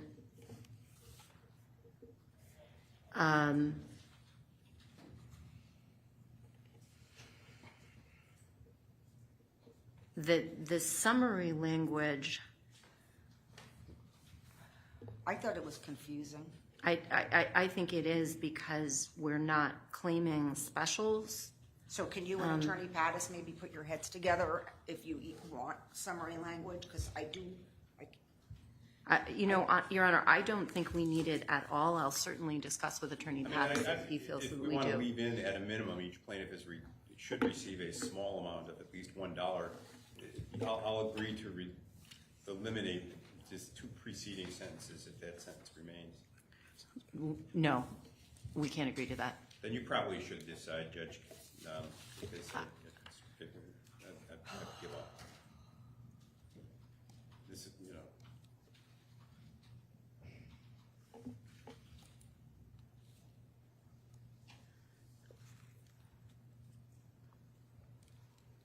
I actually think, Your Honor, I think we should keep the language about you may award punitive damages as a matter of discretion.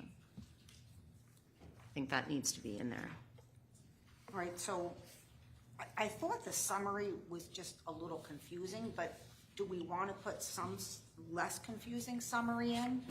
I'm okay with leaving that you may award punitive damages as a matter of discretion, and at a minimum, each plaintiff should receive a small amount of nominal you damages. can eliminate the summary sentence in my view, Judge. We don't need it? Correct. Okay, but we do have an issue with I understand. should receive a small amount of nominal damages of at least $1. I'm not wed to that exact language, but I think that we need to include the nominal damages somewhere here. I think this states it precisely. At a Well, we minimum. do have earlier in the charge, nominal damages of $1 may be awarded. Then we talk about substantial damage. So we do earlier in the charge talk about nominal damages. You know, Your Honor, I'm just looking back up A lot. that this is the Well, we've nominal. eliminated several, so don't say a lot, Jeff. Well, look at the earlier part of the charge, we talk about nominal But we damages. revisit compensatory damages because there are special considerations with respect to defamation. And if we're going to revisit compensatory damages, I think we need to revisit the anchor, and the anchor is nominal damages. No, I mean, Your Honor, if it just ended with you may award punitive damages as a matter of discretion, that would be. That would be great. Yeah, wouldn't it be? Maybe, Well, maybe say. Maybe And it change wouldn't be long-winded. May to should, you know? Well, but can I, we say, so, just bear with me, at the beginning of the charge, right, damages for libel and slander per se, just bear with me. So we talk about, we have the sentence, if you find the plaintiff has suffered blah, blah, blah, he or she is entitled to at least nominal damages. Then we say nominal damages may be awarded because you find the defamatory material is insignificant, blah, blah, blah. Then we also say nominal damages are also awarded when they are the only damages claim. But we took Oh, that no, out. we took that Oh, out. am I looking at the wrong version? But we No, we just I discussed. think I have the same page twice. Oh, well, it is confusing here. So I'm gonna leave the last two sentences in for now, and as soon as you can get me a clean copy and I can eyeball it, and I'll leave the door open to address it again Thank on you. both those sentences. Thank you. Okay? There's so many strikeouts now, and I'm working off a different version. I don't want to say it 8 times, but I sure don't want to not miss it, and not say it. All right, so Understood. now we're up to cutba, correct? yes, Okay, and that's where we left off, no? I don't recall.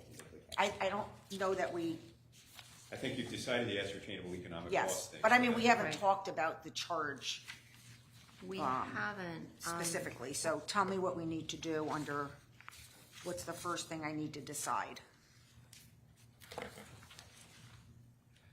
Well, we had asked that the court extend its charge to charge on ascertainable loss given the defendant's argument, and so I would ask that the court do that.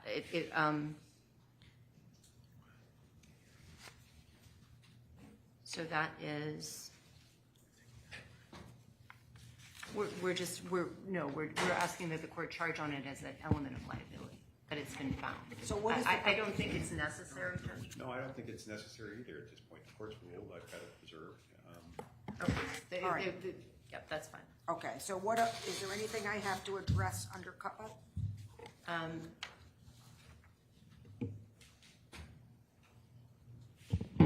Your Honor, just for the record, I'm not thinking that because we're not asking, at least in my conception of the way the verdict form would go, and this could be affected by the verdict form. In our approach, we would not be asking for the jury to allocate specific cutba damages. We would simply ask them to allocate emotional distress and reputational damages. So what I want to make clear for the record here, and I understand the defendants dispute this, is that in our view, all of those damages are cutba damages. Reputational harm and emotional distress. I don't think that has to be addressed in the charge here. I just want to make it clear on the record. All right, so what is the next thing I need to address on the charge? Tell me what page. I'm now working off the same version you're working off of. Let's see. I think that would bring us to to suggested amount of damages. Okay.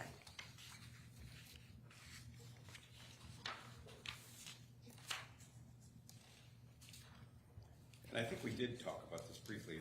You know, I prefer the standard charge. I don't know what. I do too, so I don't see any reason to deviate from it. Your Honor, we just feel that it's important that the jury know that all counsel can make those Sure. arguments, I like and that's the charge. basis for the. I don't think it's necessary.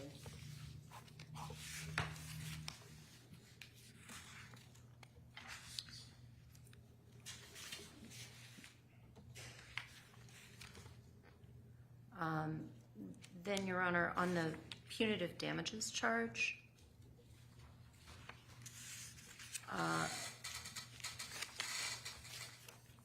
if you What look page at are we on? the plaintiff's. 35. Sorry. 35? Yes, ma'am. 35, yeah, is where it begins. I'm just not saying page numbers because I'm not sure which version everyone is looking at. Okay. If the court goes on to the plaintiff's proposed version, we had added the definition of willful, wanton, and malicious. Well, that we needed to do. So Yes, that needed I to be agree. done. That and- was We not, agreed to that. And the defendants agreed, so we're done with that.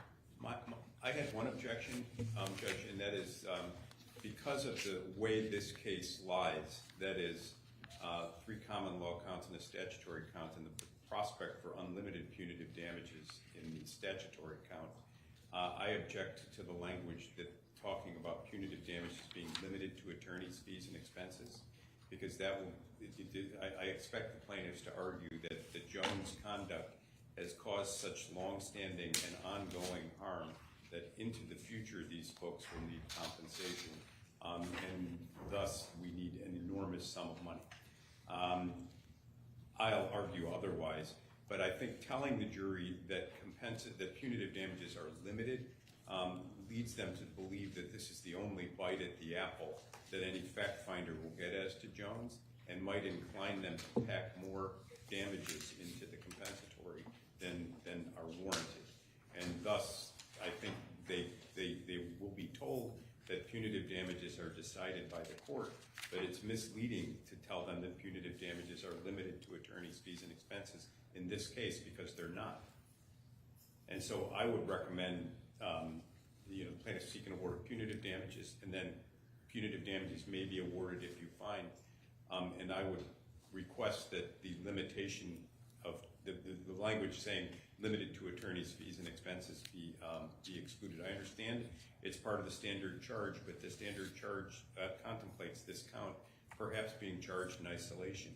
Given the law of the case as a whole, I think this misleads the jury about what they're going to be doing tomorrow or the next day. First of all, it is the standard charge. Second of all, the jury should be entitled to know what the truth is, and how what their award here will mean. I agree. Well, are they going to be told then that if juries are entitled to know what the truth is, are they going to be told the court will have the ability to assess punitive damages in an amount it finds in its discretion? Because that's the truth and the whole truth. Well, Your Honor, what I meant was, and Attorney Pattis. I mean the whole truth. What I meant was the truth about the work that they are doing. No, they are being charged to do this. They're entitled to know what it is, and they also, I mean, it is the standard charge. I think one of the reasons why it's the standard charge, and Attorney Pattis's argument, if it were viable, would be in so many cases. I mean, it would be in any case where there's a cup account, and any case where there is an intentional tort. So I don't think that. What would be the harm in that? What would be the harm in letting the jury know the truth? I mean, we're here on a default where with extreme limitations as a result of sanctions on what could be told. My client has frankly elected not to testify because he thinks that telling the truth exposes him to harm here. So are you suggesting, Attorney Pattis, that the language after limited to attorney's fees and expenses, that the words at the court's discretion be included? I'm suggesting they be eliminated, or in the alternative, the jury be informed that the court may award punitive damages in an untethered amount or in its own discretion under the cut account in addition. Because what I'm concerned about is the jury thinking this is the only bite at the apple that a fact finder is going to get. And therefore, we better load it up where we can in the soft money, that is in future economic harm. Your Honor, the court pointed out how important it is to charge fair, just, and reasonable over and over again, and it has. Right. So I agree. I'm going to leave that language in. I understand Attorney Pattis, you'll take an exception. All right, next. I think that's it. That brings us to the end of this charge, All Your right, Honor. then we have your filings. We do. And have you had any discussions with each other about them? Briefly, or no? we have. Very briefly, yes. So,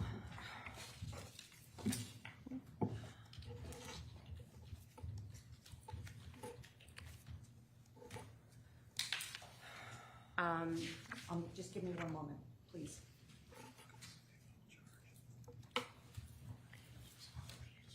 And at some point, Judge, I need to take an exception. I want me to do that.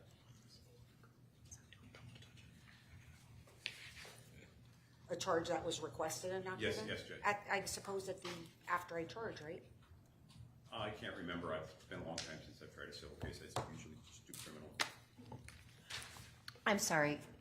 I usually take the exceptions after the charge, and then, if I missed a word or something, which I'm old. Well, no, I mean, it's the substantive, it's the jury nullification charge.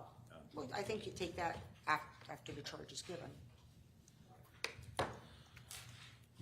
All right, so let me pull up the case and tell me which one, or do you have agreements on any of them, or no? I don't think so. Okay, so tell me which one you'd like to do first, please.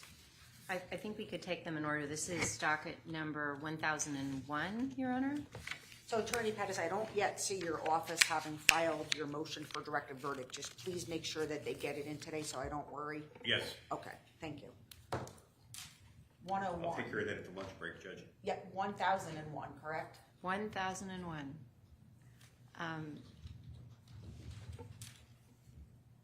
I have to get in, so.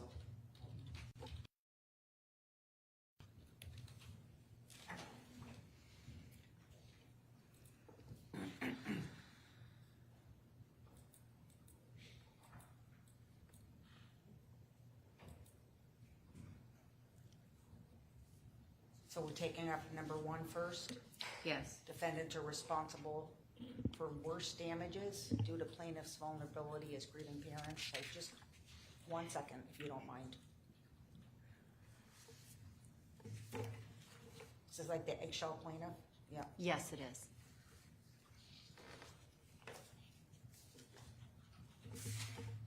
What we try to do is adapt eggshell plaintiff to this circumstance. Is there an eggshell plaintiff standard charge? There is. It's 3.4-1. And it's a paragraph in 3.4-1, which is damages general. All right, so just give me 1 second to get to 3.4.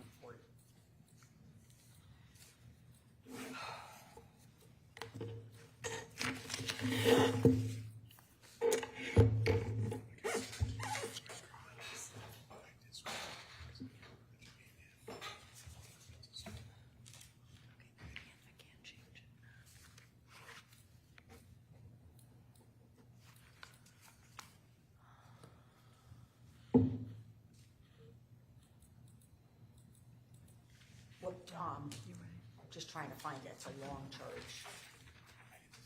Do you remember where it is? In their standard charge? Oh, I see. It's the last. Yeah. I can get there, Judge. Give me 1 moment, and I'll pull up the standard as well.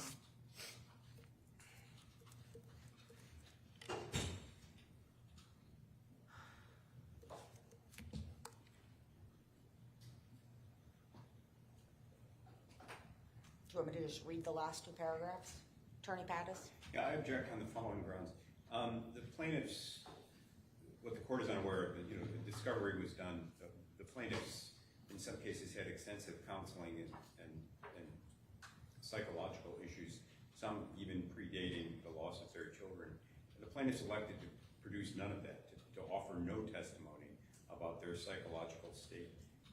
And we, to avoid enraging the jury, given the court's rulings on causation, didn't address it either. We even reached certain accommodations as to one witness to cover this claim, where the plaintiffs agreed to ask a question so that we wouldn't be in the awkward position of putting a person on the spot. I think they're free to argue that, but I think given the evidence that they produced or didn't produce, they're trying to have their cake and eat it too. There was significant damage of alternative sources of harm and vulnerability in these plaintiffs that could have been produced. It wasn't, and I don't think they're entitled to the charge, having made the election not to produce the evidence, or it could have been challenged. Your Honor, our client's medical records were produced extensively to Attorney Pattis. And we're not claiming that they weren't. Well, To the contrary. but the thing is, so Attorney Pattis had the ability to cross-examine on them if he chose. Our clients testified at length about their emotional state in relation to the deaths of their loved ones at Sandy Hook. Well, the nice thing about the eggshell plaintiff charge is that it makes clear that you can't compensate plaintiffs for pre-existing. I mean, you could word it in a way to make Our it. claim, Judge, is that notwithstanding the fact that many of these folks sought extensive psychological care, the plaintiffs chose not to put any of that evidence on, and now they seek the benefit of not having. Yeah, I don't agree with that. I mean, there was extensive evidence about their emotional and mental health But after about treatment sought and other sources of harm. In fact, the court's causation ruling made it quite clear that I was limited in what I could do. But there was abundance of evidence. There was some evidence about counseling. There was, Your Honor. Yes. 12 visits to an AEP person. No, and then I could look through my notes. One of the recent witnesses also. There was. There was one witness that talked about counseling that they went to with their spouse, and then I thought there was another witness, but it's not even. So, for instance, here's the Soto girls, Bill Aldenberg. There's extensive evidence, if it turned on counseling, which it doesn't. Just give me 1 second, please.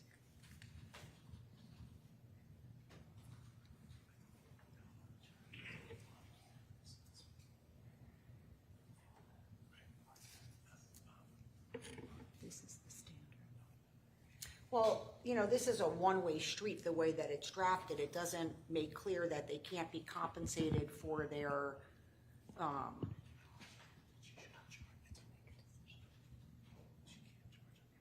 original emotional distress that predated the wrongful conduct.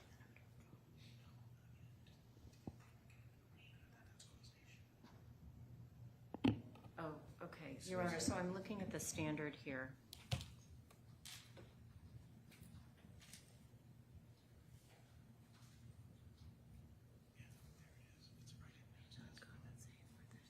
So this is fine, right? And then, I mean, the standard says you may not compensate the plaintiff for the, I mean, it says pre-existing injury itself. right. So, Your Honor, may we have a moment, because there's a lot of whispering in my ear. It makes it hard for me to concentrate. This is the language in the standard.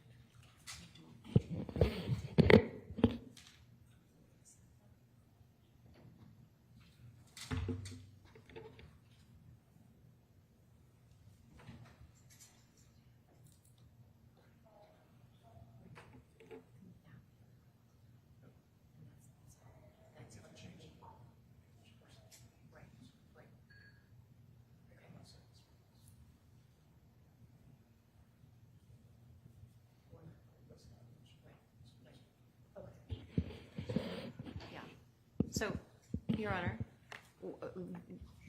we think the standard would substitute appropriately here. The only thing is we'd have we just want to adjust it the way we have been.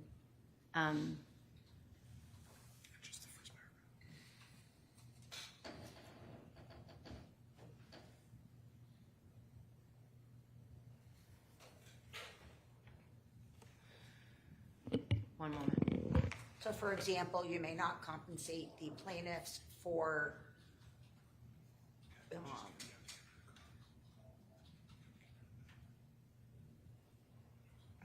The loss of their suicide of Mr. Richmond, the suffering of their children, we could go on and on. The loss of their, the loss of their, the loss of the decedents.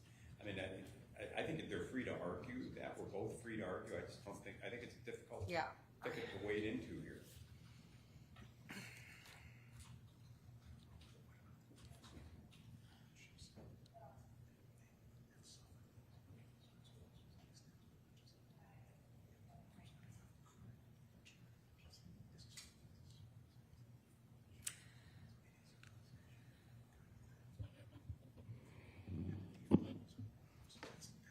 So the issue we're having, Judge, is the proximate cause language in here,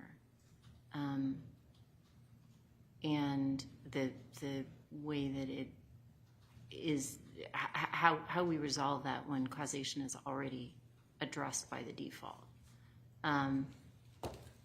Just give me 1 second, please.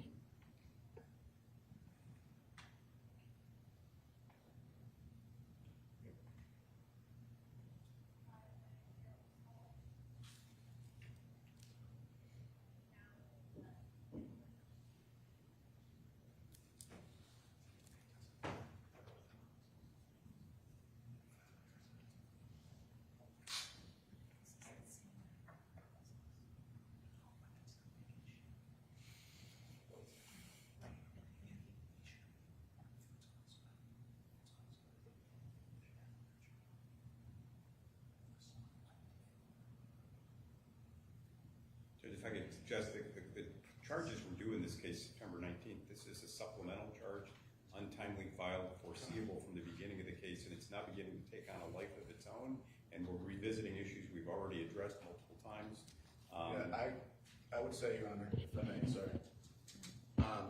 We believe, I think that the truth here is that this issue has been resolved by the default, much the same as it's a proximate cause issue. I agree with Mr. Pattis's first comment on this, actually. I didn't realize the proximate cause was in here. This issue was resolved by the default. These plaintiff's damages that they presented in court are all related to the misconduct by the default of Mr. Jones. And so what this is an attempt, Mr. Pattis wants to attempt to bring in an alternate cause. No, I didn't suggest. Excuse me, Mr. Pattis. Mr. Pattis is trying to attempt to bring in an alternate cause of the plaintiff's emotional distress, which is foreclosed in this case, because that's an alternate cause of damages. That has already been decided. So, in other words, it would be improper for him to argue that the emotional distress that they're suffering isn't related to all of the evidence that we put on their what the Jones has done through his conduct, but is related to the other things in their lives, and that's just not allowed. That ought not to be allowed in the default. That's bringing back in causation. Now, granted, the emotional distress has to start after Mr. Jones gets into the picture. Everybody agrees with that. So in other words, it would be equally, wrong to say that he's responsible for the emotional distress before he gets into the picture, which was about 3 hours after the shooting. Because this is verging on incoherence. I'm objecting to their request to charge, and they're attributing motives to me for my objection to their request to charge. I understand what the law of the case is here. I don't think the charge is necessary. I think it's an effort to relitigate issues that are raised judicata, not just with respect to the law of the case, but in the charge as a whole. What about language along the lines, I think this actually helps both sides and makes it clear. Something along the lines of, you may not compensate the plaintiffs for emotional distress, whatever you want to call it, suffered prior to the defendant's wrongful acts. However, if you find that a plaintiff was more susceptible to harm, the defendants are responsible for damages to an especially sensitive plaintiff. Something along those lines, so that we're making clear to them, you can't compensate the plaintiffs for their emotional distress related to the shooting, but I think it's parsing a line that doesn't need to be parsed. I don't think the charge is necessary. well, I know that you've made that clear, but I object to the proposal as well. I think the court's proposal covers it appropriately. I'll give it some thought. And Your Honor, I didn't get exactly what the court said there. It's not perfect. It's Understood. I just wanted to. Listen, the truth of the matter is that they can't compensate the plaintiffs for their unrelated emotional distress that they suffered as a result of losing their children prior to the defendant's wrongful acts, or their emotional distress related to losing their children. That is not. This is where it gets a little tricky. And I would just say that's the. We're getting back to the raison d'etre of the eggshell skull in the first place. That at some point these things join, and they join 3 hours after. I hear you, but I just decided I'm not going to give the charge. You're going to deal with it in argument, and if there is something occurs during the argument that's not copacetic, that's not accurate under the law, then I'll reconsider that, because there's something to be said for making it clear to them. All right, so if somebody crosses the line or it needs clarification, then I'm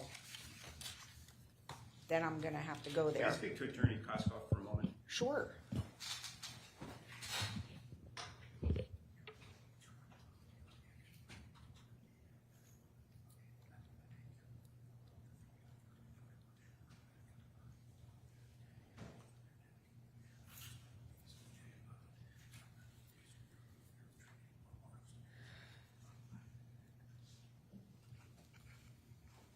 Thank you, Judge. You're welcome. So number 2, I did say earlier that I was going to address this, and I do think this is appropriate. I don't know that it needs to be so long.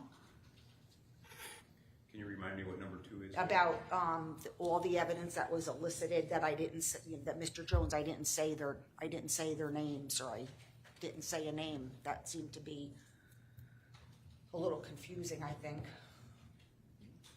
So I think that, and I did say earlier that I would address it in the final charge, so, but this is way too long.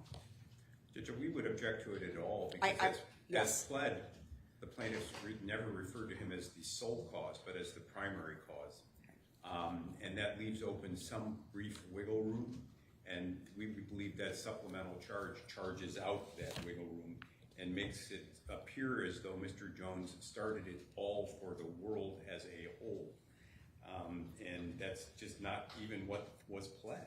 But that's how the case ended up being tried.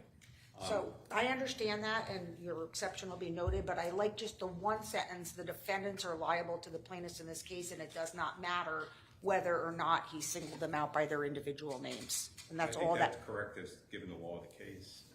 So that is, say again? Without agreeing with the law of the case, I think that's consistent with the law of the case. So I like that one sentence somewhere where would you propose that it go? In the thank you note to the juror after they've returned the verdict? I don't take a position on that. Attorney Sterling, where do you Maybe see- on in the evidence section, where you tell them about their duty to find the evidence and follow the law.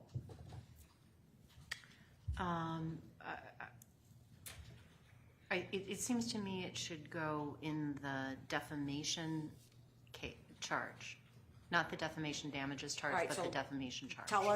Give us the proposal now so that we can see if Attorney Pattis can live with it.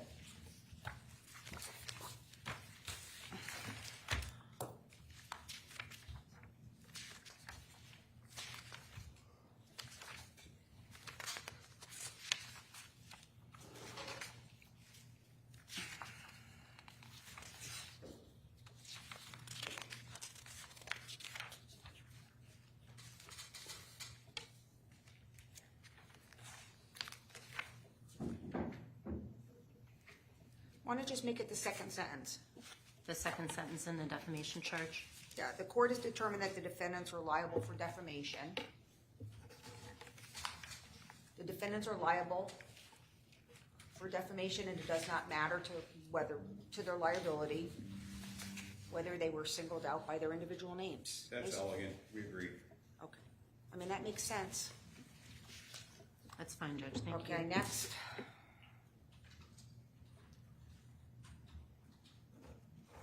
Okay. Just bear with me.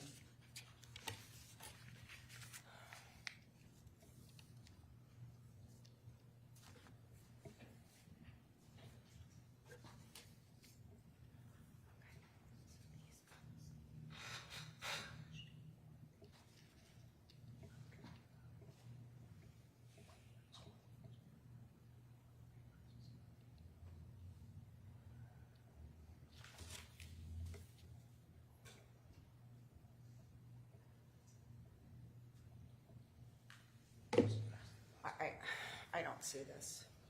I don't know which one you're on. First Amendment, Second Amendment politics, when the lawsuit was filed. Your Honor, I think we can pare this down significantly. So what we would ask is simply a line that says the first. Nothing. Sorry. Sorry. Can we have a moment, Your Honor? Sure.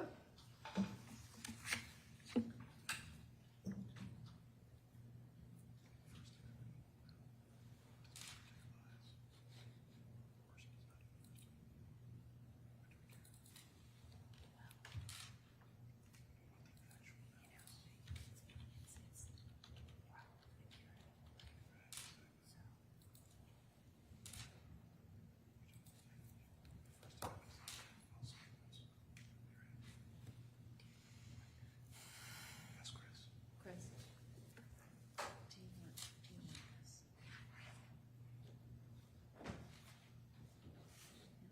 this? No, none of this. She doesn't want it. So, what about this? Yeah, that's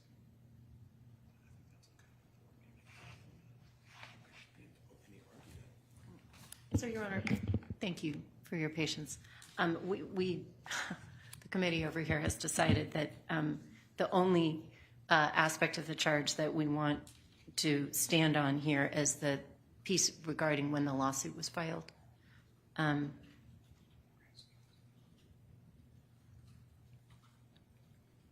It's at the very bottom of the page. The date, when the plaintiffs filed the lawsuit, Attorney Pattis. I don't recall the language, but my sense is I think it's an inappropriate charge. The claim is that from 3 hours after the shooting, Jones caused them extensive harm.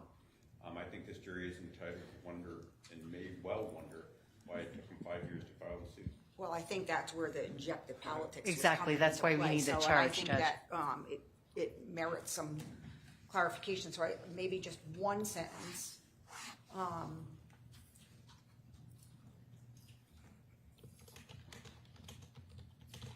you know, May I just point one thing out, Judge? Based on what Attorney Pass just said, his argument, he said that Jones had made the statements within 3 hours, correct.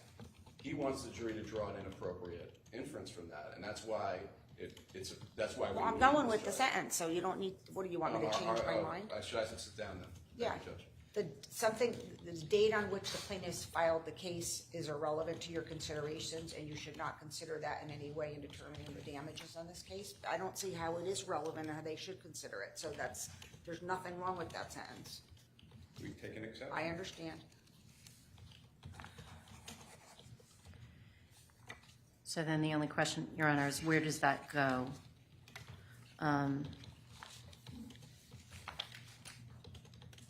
It strikes me that ought to just be its own standalone. I'm not sure where it would go. Maybe after causes of action and before intentional infliction of emotional distress? That makes sense.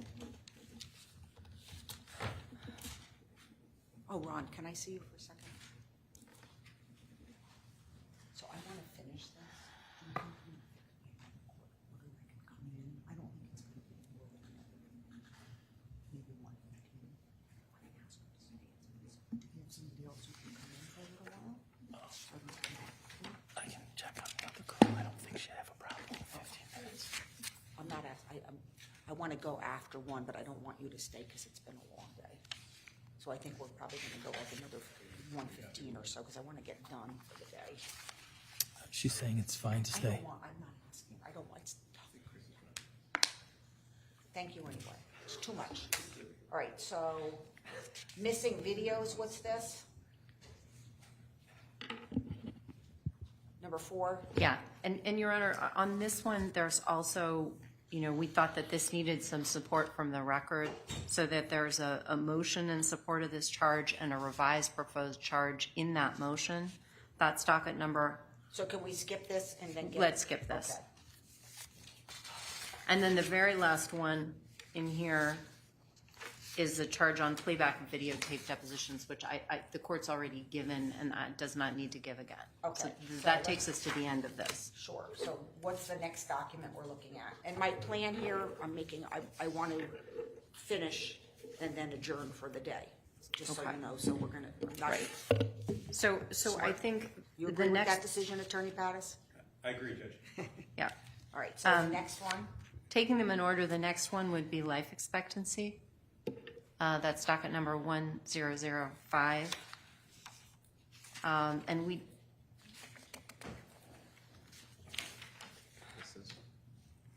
Yes. So I think, at sidebar, I suggested all the factors in 3.410 be charged.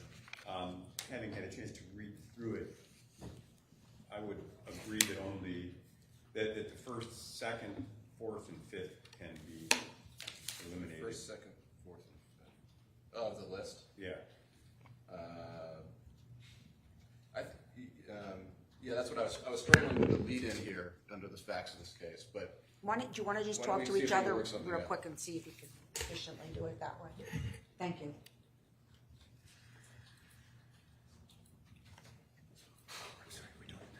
Yes, we do.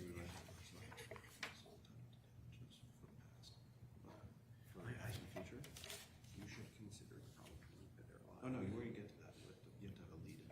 That's my opinion. But this says if you award damages, and we know they're awarding damages, so. Well, we don't. We don't know that they're going to do more than nominal.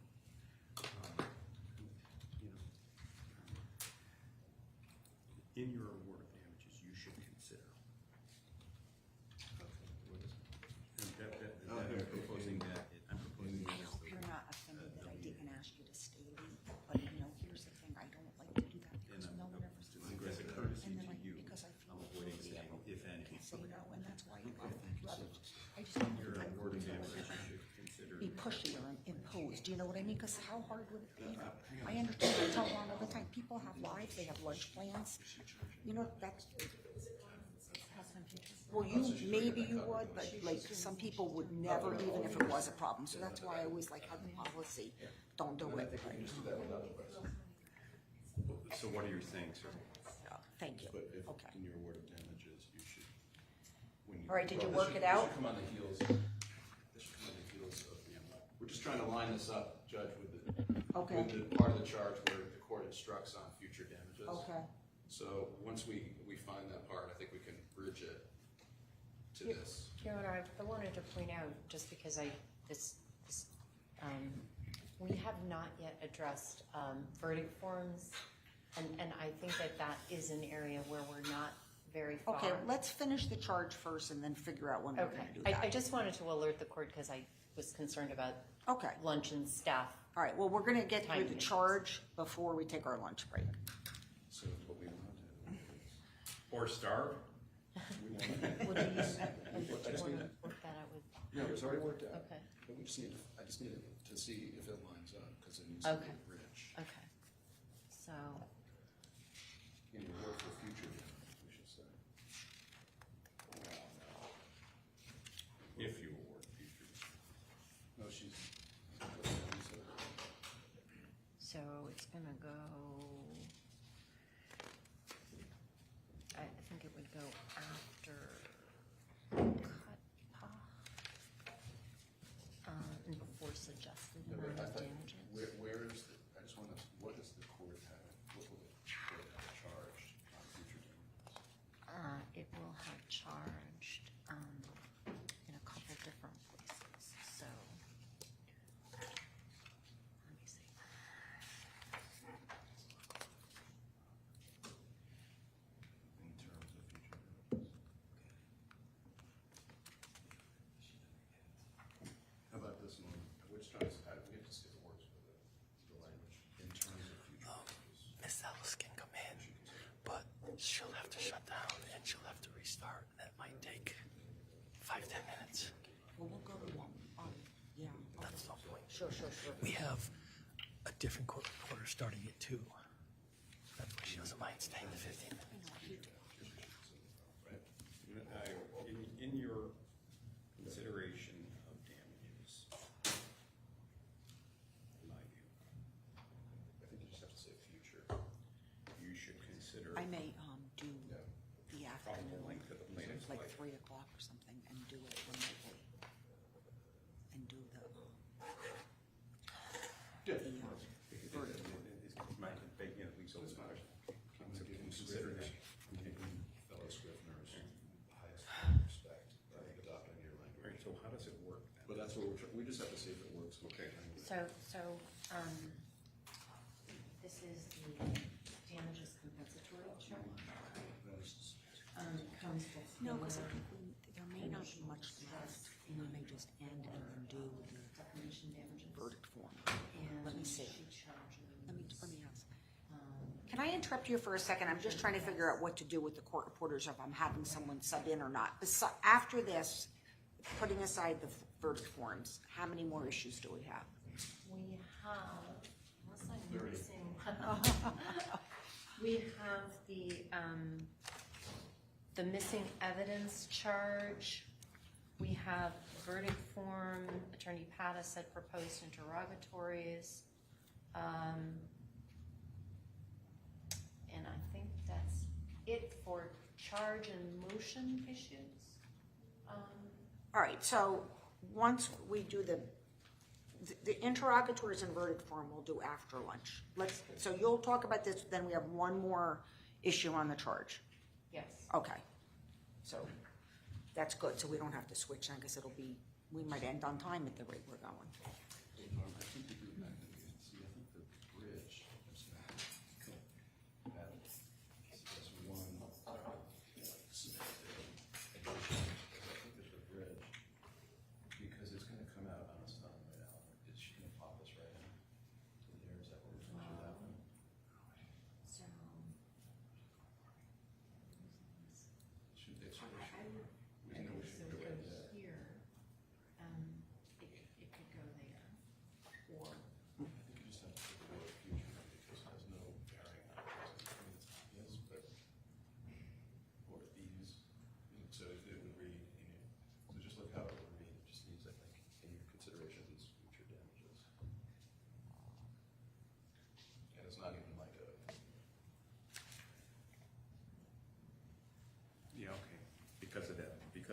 use of the word future there. So my And then proposal you- would be, in your consideration of future damages, you should consider the possible, the probable likelihood. Yeah. That's good. And then we agree to discard it. Eliminate all five of the Yeah, factors? exactly, yeah. Okay, that's fine. All right, so you work that out? And then we do the plaintiff's wives, Oh, right. right? Then we do, according to the standardized tables, Right, name plaintiff and then life expectancy, and then all this standard. Yes, stuff. We have an agreement, Judge, have but an it's gonna take a agreement. little bit of housekeeping on our part, but we can do that not at the court's. Okay. All right, so then we have the last item Should is we what put the it, agreement on the record, Judge? beg your pardon? Should we put the agreement on the record or not? Well, when we come back on the record after lunch to work on the interrogatories and jury form, we can do that then. Put it on the record. I just wanted to get to the last issue. I just don't know what entry number it is. Okay, so we got. Okay.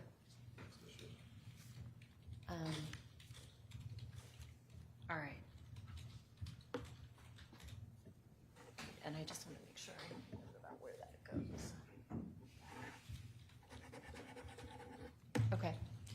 Your Honor, the last issue for the charge is the motion regarding missing videos, website analytics, and social media analytics.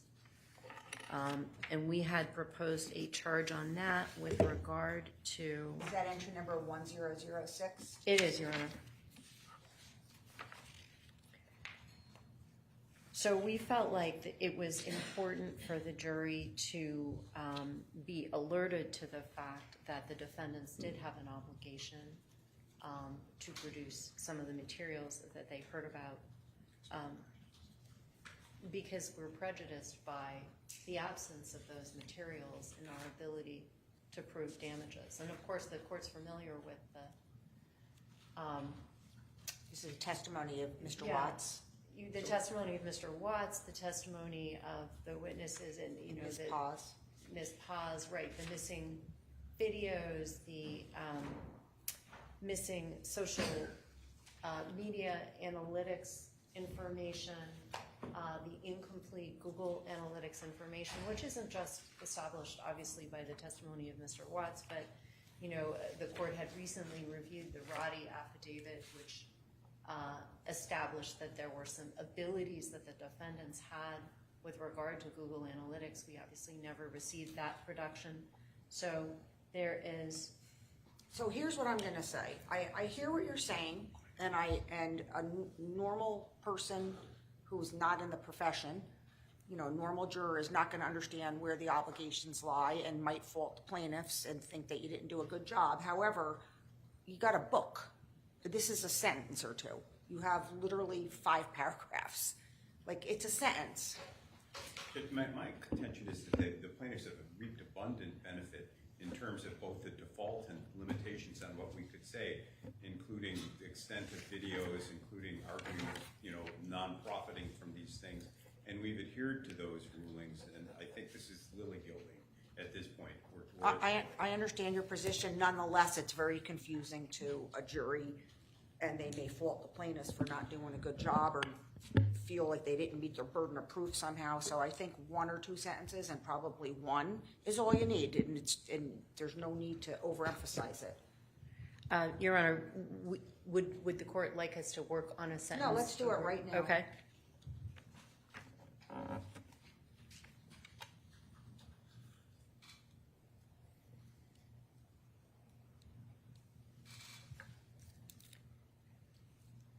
So, Chris, just in terms of morbid asides and this trials and ironies.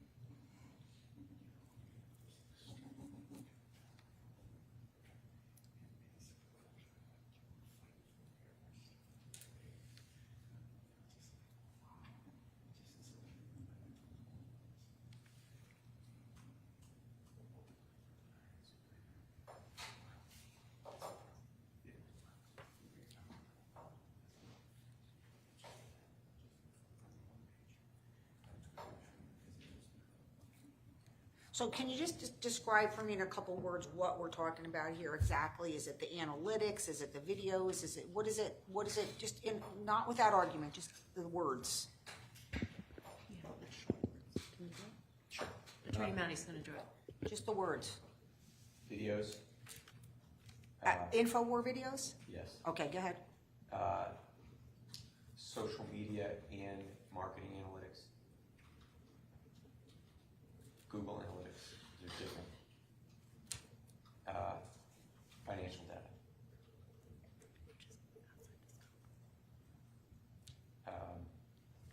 So can we, what if something along the lines of evidence was presented? I don't know. Of InfoWars videos, blah, blah, blah, based on what was produced by the defendants? Well, it wasn't all produced by the defense. We did a lot of this on our own. You know, like they didn't give us stuff. We ended up finding it from other sources in certain cases, but in other cases we weren't able to.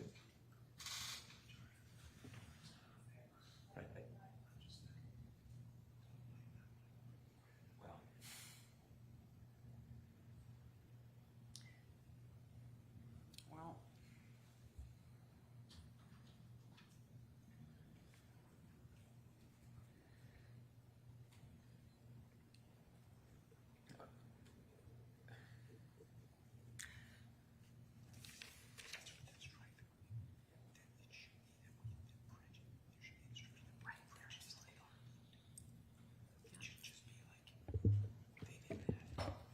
so are you essentially saying the plaintiffs had no ability to present all the InfoWars video, social media, and marketing analytics and financial materials? Essentially, you're saying because they were not all provided by the defendants? That's correct. But and sorry, Rhonda, to, but also that the fact that we couldn't present that, you know, I mean, one way it shouldn't be held against us, but since we bear the burden of proof, you know, that's where the request for the inference comes from. There's no evidence to suggest the defendants could have produced it themselves either, though, given the state of disorganization there. But that's not the case at all. Well, Listen, Attorney Pattis is right. You've already had the benefit of the default, but I can see where you might want to somehow clarify that you know that they. How about the following, Judge? The plaintiffs Okay. should not be penalized for their inability to produce a complete record. In other words, you should not draw an inference against the plaintiffs for their inability to produce complete records as to this, that, and the other thing. Or you should not hold it against the plaintiffs? But it's more than that, Your Honor, because the problem is that we bear the burden of proof on damages, and this impacts our ability to bear that burden. And I think that was perfectly clear in the testimony of Mr. Watts, who did extensive. Well, they'll have that forensic testimony, research. and you'll be able to argue that. But so if we can't come up with something in a sentence that's appropriate, and you clearly don't want the jury to hold it against you for not producing the missing information that was referenced by Ms. Paz or by Mr. Watts. And it that's wasn't all produced, correct. and it was missing not because you didn't do the job, it was missing because it wasn't produced by the defendants. So we could do something like we requested this information and they withheld it. Well, I disagree. I was involved in this. They didn't withhold. They couldn't find. They don't have all of this. This is not CBS. They didn't keep a catalog of videos.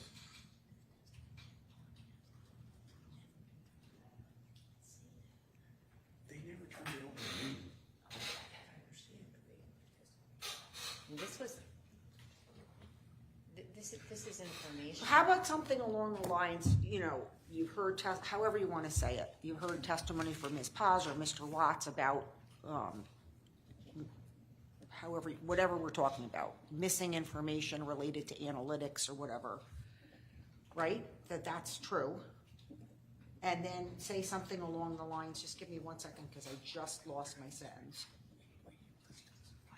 The plaintiffs had no ability to present that missing information to you. And you should not hold it against them, something like that, neutral, that's the truth.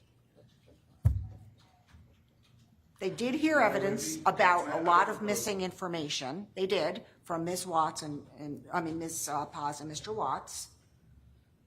The plaintiffs had no ability to present that missing information, and you should not hold it against the plaintiffs. So that if they're left to wonder, well, gee, all this stuff is missing, why didn't the plaintiffs do their job? Why didn't they meet their burden of proof?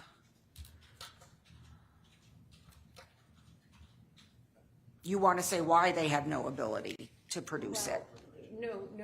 The issue is, Your Honor, that we've spent a lot of time working on how it's our burden to prove, and so don't hold it against us. It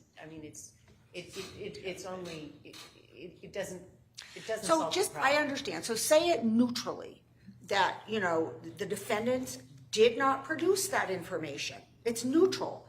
That's the truth. The defendants did not produce it, and so the plaintiffs could not present it to you, and don't hold it against the plaintiffs. That's the truth of the matter. The defendants did not produce it.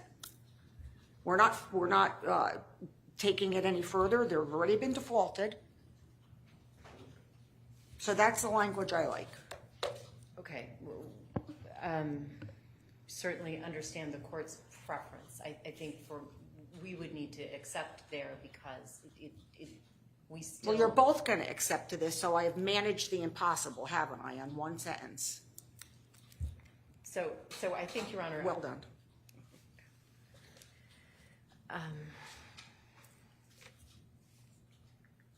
So I think I have what the court's preference was. Do you want to read it so that I can? I think we have to fill in some information, but it was. Well, I need to I need to know that the charge is done. Yeah. No, I understand. Well, we may not, excuse me, sorry. It's getting towards lunch. Everybody here is hangry. I don't know if that's good. But this is kind of a big issue for us because of not wanting to be penalized for their failures, their almost historic failures that have gotten to us to this point.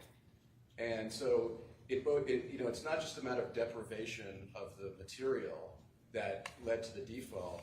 It's adding to that a burden here in court to prove things, and we're handicapped from that through no fault of our own. In fact, through fault that led to a default. So it's not enough, in our view, and I appreciate the court's right as far as the court has gone. I don't dispute that. It's just that we need it to be known that this is adverse inference territory we're in. We just need it because otherwise we're being punished for the wrongdoing in the discovery of the defendants. And so if we can just and more to the point, since it seems the court has shared the court's preference on this, we need to talk about whether that does more harm than good. Judge, this is filibustering. I mean, short of the fault, I can understand the need for a strong adverse inference charge if the jury was going to decide the issue of liability. But we were defaulted. There were additional sanctions awarded even on the cusp of evidence based on late disclosure, limiting what we could and couldn't say. The combination, with respect to those recent limitations, they had a material bearing on my client's willingness to testify. It seems to me that the plaintiffs have reaped ample benefits from these failures, and that this is overreaching. But we are trying to. I understand, but here's the thing: I could have told them the reason for the default all along, and I did not. So they are here not knowing any reason why it's a hearing and damages and why they're just addressing liability. Which we think prejudices us. We requested that they know the reason for the default. You requested that they know that they were defaulted for. We wanted to produce your ruling on the default as a piece of evidence, and there was argument on it. It was denied. I think. Go ahead. You wanted the transcript, and I did not want that transcript. Exactly. That's what you asked for. You did not ask ever for the reason for the default. Well, I think then maybe there this is is the reason for the default. Well, then maybe this is the point where we could address that. At this point, because now the case has been tried, there were things I could have done with that information, which was point in Right, asking. but you never, you asked for the transcript, not, Well, I mean, that's a distinction without difference, then, you know. no, I disagree, It's like Attorney saying, I Pattis. want the word of God, I'm a Christian, I asked for a Bible. Well, you know, I mean, you know. All right. So, something along the lines, if, you heard evidence from Mr. Watts and Ms. Paz regarding missing whatever. The defendants did not produce these materials to the plaintiff, and therefore the plaintiffs could not present this evidence to you. And then some neutral language, another sentence maybe after that. So we could write that out for ourselves, Your Honor, but then I think we would need to talk about whether All right. we would ask the court to charge it or not. Sure. All right, so what time do you want to pick up on this issue? You're gonna work on the life expectancy, we'll put that on the record. The interrogatories and the verdict forms. What time would you like to meet again? 3? For the court. Yeah, I'm at the court's So, disposal. That seems, we'll defer to the 3 court. o'clock is fine. 3. Okay, sounds like a plan. Okay, and just for tomorrow, how do you want to break things up? Judge, I had, you mean in terms of lunch, before lunch, after lunch? Lunch, recesses, It seems to me that that may be a little bit of a play-it-by-ear situation, depending on how long things go. I just wanted to alert the court, Mr. Matty's going to be doing the summation, and I'm going to be doing the rebuttal. So we know how much time we have to work with, but I haven't done the math to see what would work. Whether, you know, Mr. Pattis. Right, but how do you whether we have want- an early lunch and Mr. Pattis does it after lunch, or I don't want to be in Carbo Valley. in what? Carbo Valley, Carbo Valley. So, how about we leave it like this? Whenever you want your recess, you can ask. So if you would like a recess, say they go and you're up and you feel like you need a recess, just ask for it. Or talk to each other and let me know. I'll be flexible. I'm not, however it works out for you. Okay. I mean, I don't know Also how. like a morning recess rather than Yeah. a lunch break or something like that. Yeah, actually, we should be done, well, I don't know. Well, we start at 10.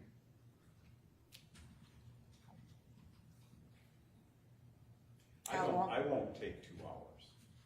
How long are you gonna go, Attorney Meddy? Have any idea? An hour to an hour and a half. So let's say that takes us to So 11. mine could go to the morning lunch break. Okay, I don't think it'd go longer, I doubt it. okay. Probably a little shorter. So if I had a little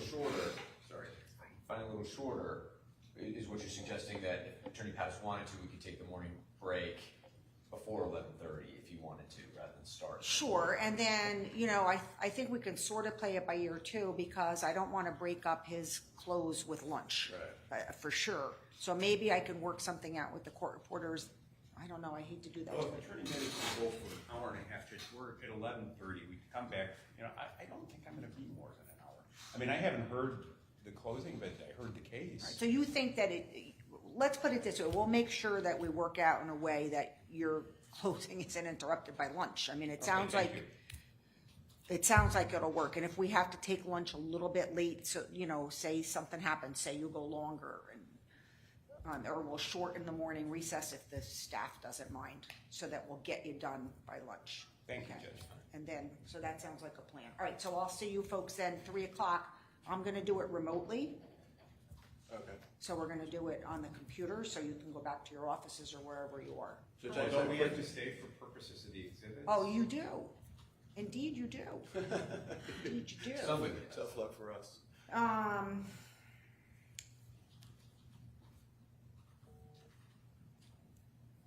It's a good point.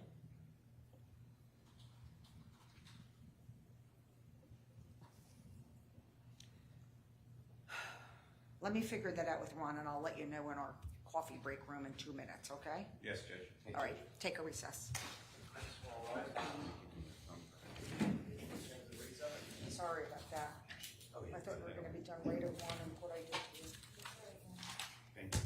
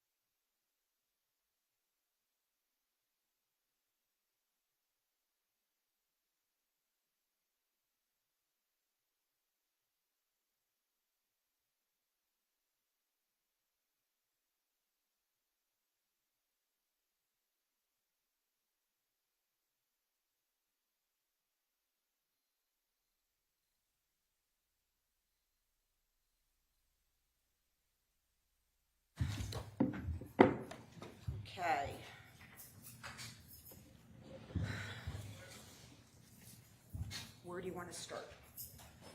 Good afternoon, Your Honor. Eleanor Sterling with me again, are Josh Koskoff and Matthew Blumenthal. With regard to the charge regarding the missing information, we have a proposal for the court.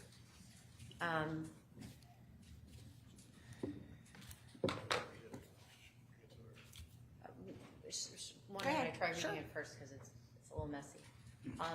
You have heard that the plaintiffs requested all Sandy Hook videos broadcast by the defendants and all analytics regarding InfoWars social media, website and marketing materials, and financial data. The defendants did not produce complete information in response, and as a result, the plaintiffs had no ability to present the missing information to you. Period.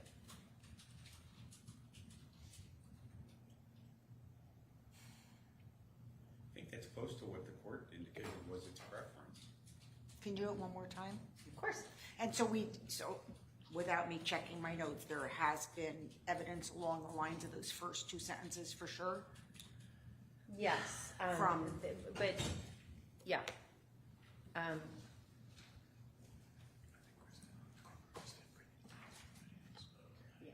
Yeah, we don't I have- thought it was that, well, why don't you read it again? I just didn't Okay. think the evidence was that they didn't produce it, like during discovery. I thought the evidence was that, I don't know, read it again. Well, so it's different with regard to different information, right? It certainly was all requested. And then. Oh, that wasn't, I'm not sure, was that the evidence? We Yeah, requested it? So there was You- examination of Brittany Paz about what was requested. But I don't think the evidence suggested that that was all requested, that came in through Ms. Paz. What if we said, instead, since we're a little bit uncertain, we could say, hold on one second.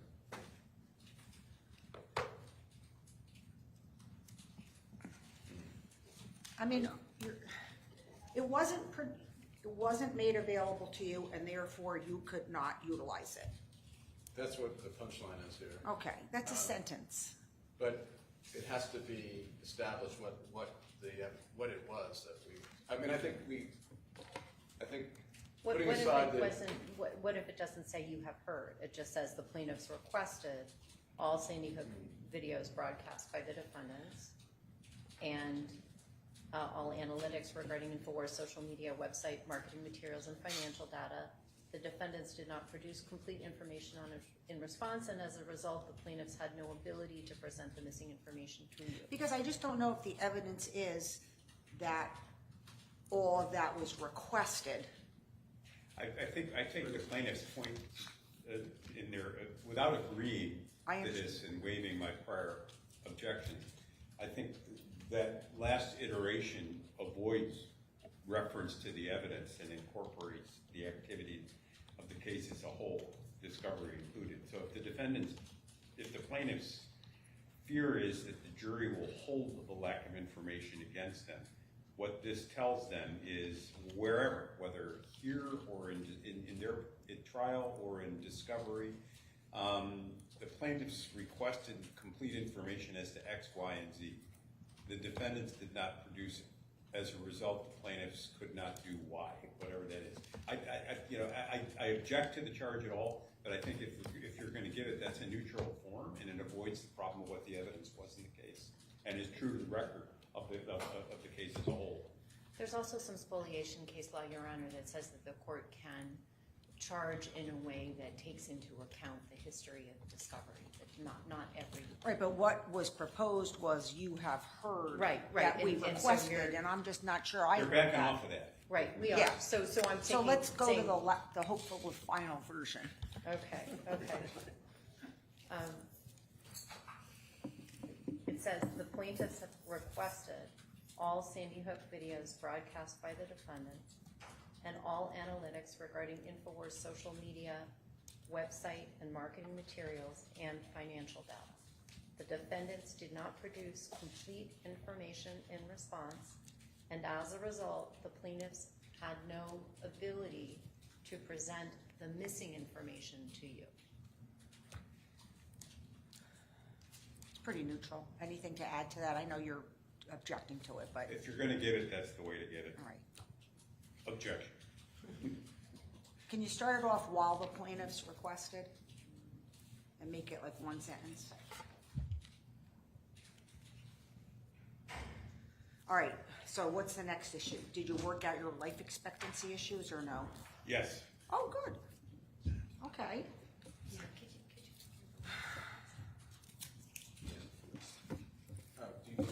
It granted me an additional 4 decades.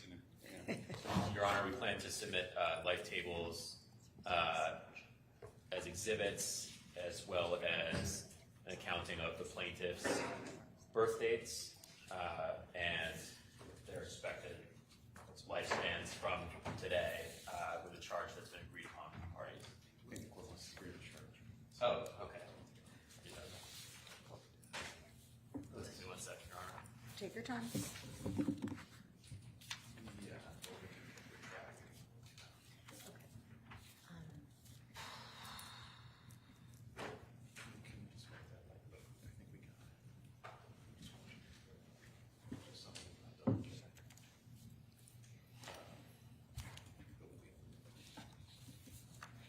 Your Honor, there's one thing we want to double check on the missing information charge. If we come back to the court, it will only be with a deletion. So we will.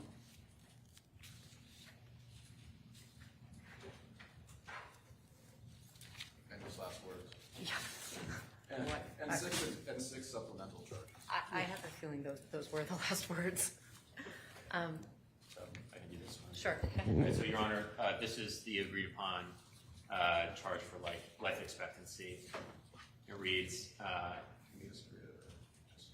in consideration of future in your consideration of future damages, you should consider the probable length of the plaintiff's lives.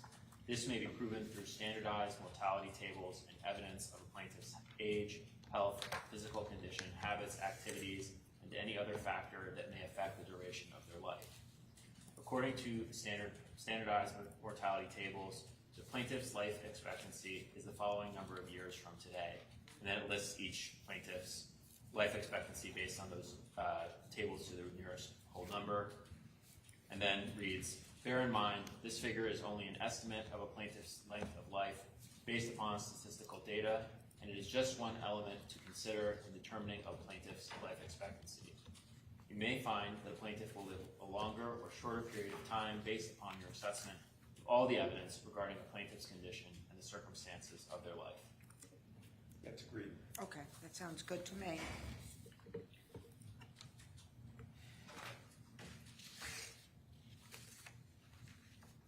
Did you want to call the Yes, there was a line of future damages and compensatory damages, and we were going to insert it right after that, I think. Your Honor, we also have an agreement about where that goes in the charge, and the plan is to put it in the compensatory damages charge. There's a sentence that says, it talks about future damages, and it closes likely to suffer in the future as a proximate result of the defendant's wrongful conduct, and then that life expectancy charge will get inserted right there. And Your Honor, I'm planning on making these changes and circulating them to you and Attorney Pattis tonight, if the court would like me to do so. Oh, like I needed them today, as soon as they're done, before you leave. And that was, Ron's gonna, I could do that yeah. too. I need, Absolutely. because we could easily pick up on a stray mistake or word or something, and Absolutely. I'm not gonna look at it tomorrow for the first time. Oh, no. I'm sorry, Your Honor. Okay. That's fine. Okay, so verdict forms and interrogatories, is that where we are now? Yeah, and my sense is that we could use some guidance from the court on this. We're not, we're coming at this from two different places. I can see that. Although we have had some discussions. The rulings this morning have simplified my requests With the ascertainable loss? Yes. Yes. And we've had some preliminary discussions. I'm intrigued by Attorney Sterling's suggestion that guidance for the court might help us, because we are still far apart. I'll defer to Attorney Sterling on the guidance that might help. I'm not sure what guidance I can give you. I have only seen and used verdict forms that just simply breaks it down by cause of action, which you know, so I understand. everybody I mean, agrees. the issue, I think, with that here would be that it's just confusing and potentially duplicative. You know, that the emotional distress charge that we looked at would be applicable for IED, for false light, and for emotional distress as it results from damages, from defamation per se, and for CUTPA. So I imagine you share that counts, concern that same you don't number. want duplicative damages, right? Well, here's the concern I have, Judge.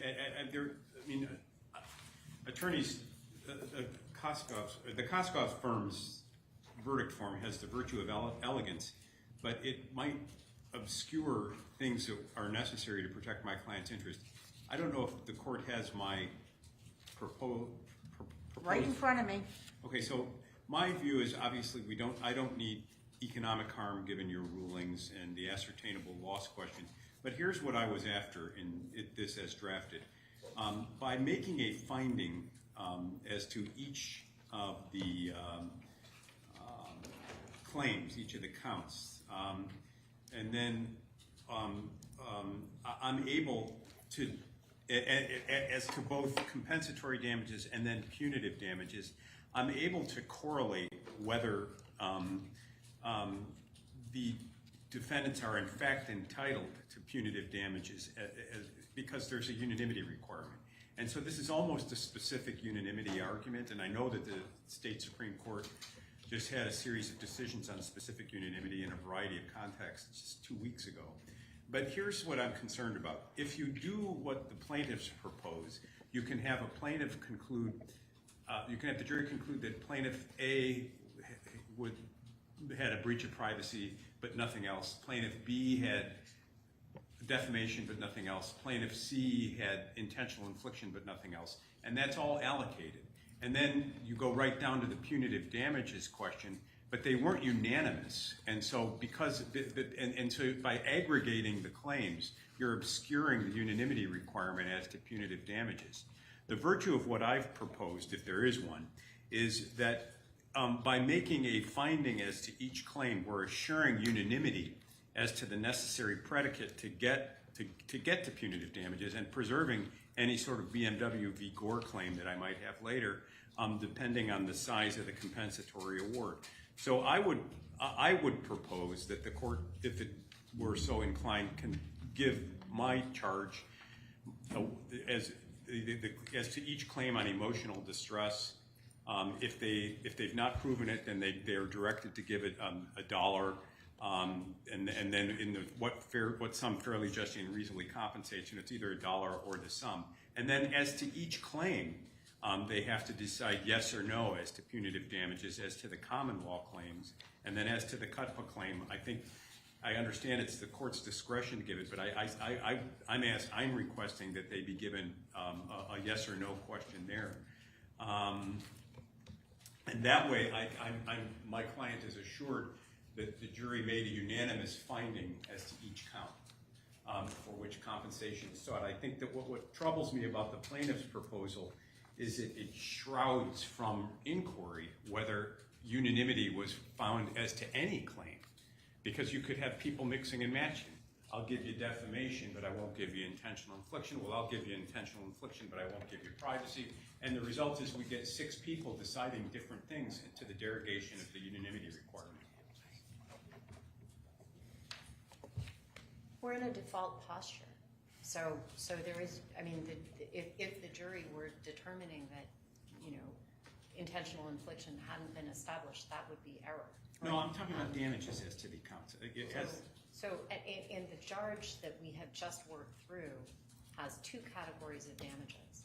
Has emotional distress damages, which in our view, although we understand the defendants disagree, are available under all four causes of action, and it has reputational harm, which is available under defamation per se and CUPA. So I find both these confusing, and I'm having a hard time finding my, no offense, but I'm having a hard time finding my way to something that's not confusing. I just find them both confusing, and I'm just trying to figure out how. Well, maybe we should give the court a moment without arguing. I don't think. Can I take a crack at it, Judge? Anybody can take a crack. So the reason why we settled on these two, if you look at our verdict form, you'll see that under each plaintiff there are two lines. Now, possibly to our disadvantage, you could argue that you could have 6 lines for each plaintiff, right? You could have past defamation per se or reputation, future. You could have past privacy, future privacy. You could have past emotional distress, future. But to simplify it, in part because it is complicated, we felt that really when it comes down to it, there are two very distinct categories of damages here.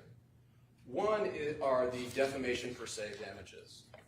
And those are the damages that we went over earlier that are what the law might call general damages, right? Those are self-effectuating damages. That's the issue that you don't have to put on evidence for those. There's a legal inference that is drawn that they are of harm, depending on the nature of the, for lack of a word, the nature of the slander, right? And the reach from nominal.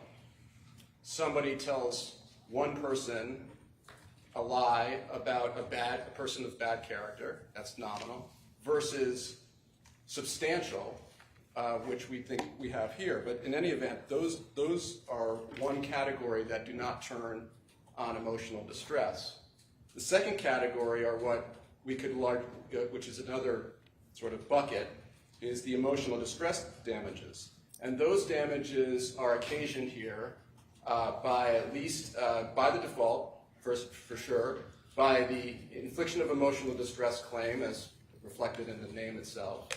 And as Attorney Sterling has pointed out, under CUTPA.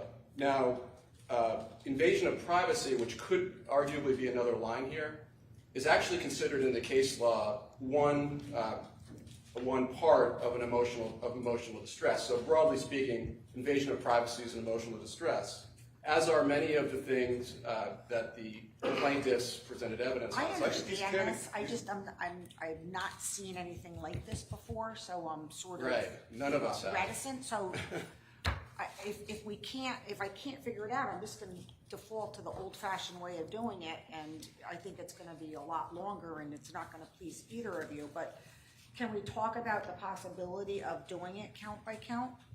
I agree. I think it should be done count by count. But what is may I inquire, Your Honor? I'm just trying to find what the court's concern is about. My concern is that that's what I've always used, and I've never seen it done like this, and I'm not sure this is the case that I want to start doing it with. So since the way that everyone has always done it is count by count, and I've never heard or seen anybody not do it like that, unless you want to give me some appellate court case where it's been affirmed on appeal, and I'm not aware of any. So if we were to do it count by count, which is the only way that I know, it becomes well, sure, it's more lines for us. I mean, personally, I think doing it count by count, there's more possibility of a breakdown. Well, Judge, the way I've seen it done in 1983 cases, I'm sorry to keep referring to that, but I've had a lot of experience in those, is the court would list, I mean, and again, this is not a default posture, but let me translate it. Even though we're here on a default posture, the defendants have to prove, they're entitled to the damages they prove. And so, what damages have you proven in A? What damages have you proven in B? What damages have you proven in C? And then there's a cautionary instruction if those damages overlap and are duplicative, that they can't award them duplicatively. And so, we charge on that already. That's So, why we so can't- I'm not seeing the need for interrogatories, but I think we can do it the old-fashioned way, count by count, without interrogatories, and figure out. Your Honor, I think the reason why I proposed the verdict form this way is that the measure of emotional distress damages is one measure. I understood it the first time you Yeah, said it. I okay. still Well, good, understand good. it. Yeah, so I get what I'm imagining in the scenario the court is describing is a lot of instructions that this number should be the same. I mean, what my concern would be is that we would end up with a emotional distress number for IIED that's different from the emotional distress number for false light, even though the charge tells them it's the same measure. So that's my hesitation. Well, I about think going everybody count by shares count. that concern. So how do we avoid that problem? I Attorney don't Pattis? think we do. I think on appeal, the inconsistent, there's a well-developed body of case law on what to do with inconsistent verdicts. And so I'm less concerned about that than I am assuring that as to any money awarded, it's in fact a unanimous verdict, and only count by count assures that.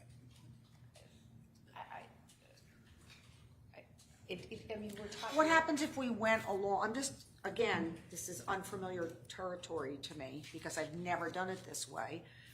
Is there any way of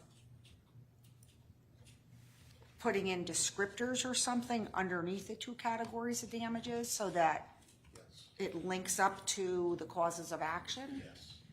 So if we were to. I'm just thinking out loud. Yeah, so if we did defamation and slander damages and under that we listed these are damages for intentional infliction, false light, emotional distress. I mean, and here's the thing. I try to think of my mother on this jury, God forbid. And she's going to hear this charge on these causes of action, and then she's going to get this form. She's going to be so confused.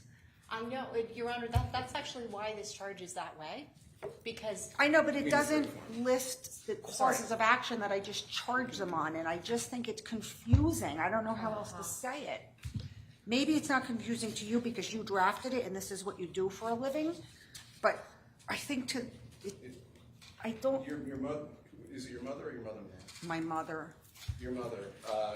I think your mother might be a little confused by this simple two-line form, but I think your mother would probably would be driven crazy by this suggestion that you have. Wait, hold on a second. There is emotional distress here and emotional distress there. I thought we already talked about emotional distress. What about this? So what about the proposal of adding some explanatory language under the categories? I think we could try that. I disagree. I think the locution count by count describes what I'm trying to capture with the interrogatories that I submitted, because my fear is that unless it's count by count, I'm not assured of unanimity, and I'm entitled to that. The reason why we sometimes do count by count, Judge, is because we have a liability issue. So you have to establish count by count. Did the plaintiffs prove, right? Did they prove Can you put some language in there that makes it that you go down to the lowest common denominator? The plaintiff claims emotional distress damages related to their, this, and this. But Judge, that doesn't capture if only 4 find a sum for IED and 2 don't, they're not entitled to anything because they haven't proven. I'm not understanding that. Say it again. Even though I disagree with Attorney Koskov about count by count being applicable only in a liability case. In this case, my understanding is that obviously it's a hearing in damages, and the plaintiffs must prove to jury satisfaction on per count what it is that they're claiming. So all 6 jurors must agree as to IED, for example, and all 6 jurors must agree as to the sum as to IED. Let's say it's $1 million. All 6 jurors must agree as to the sum for breach of privacy. Let's say it's $2 million, and so forth.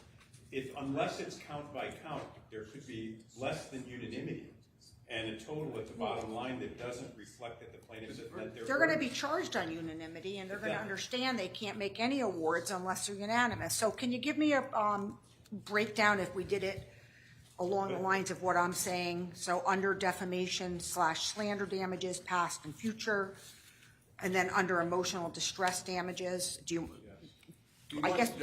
think one? Should we need this once, or do you want us to repeat it for each plaintiff?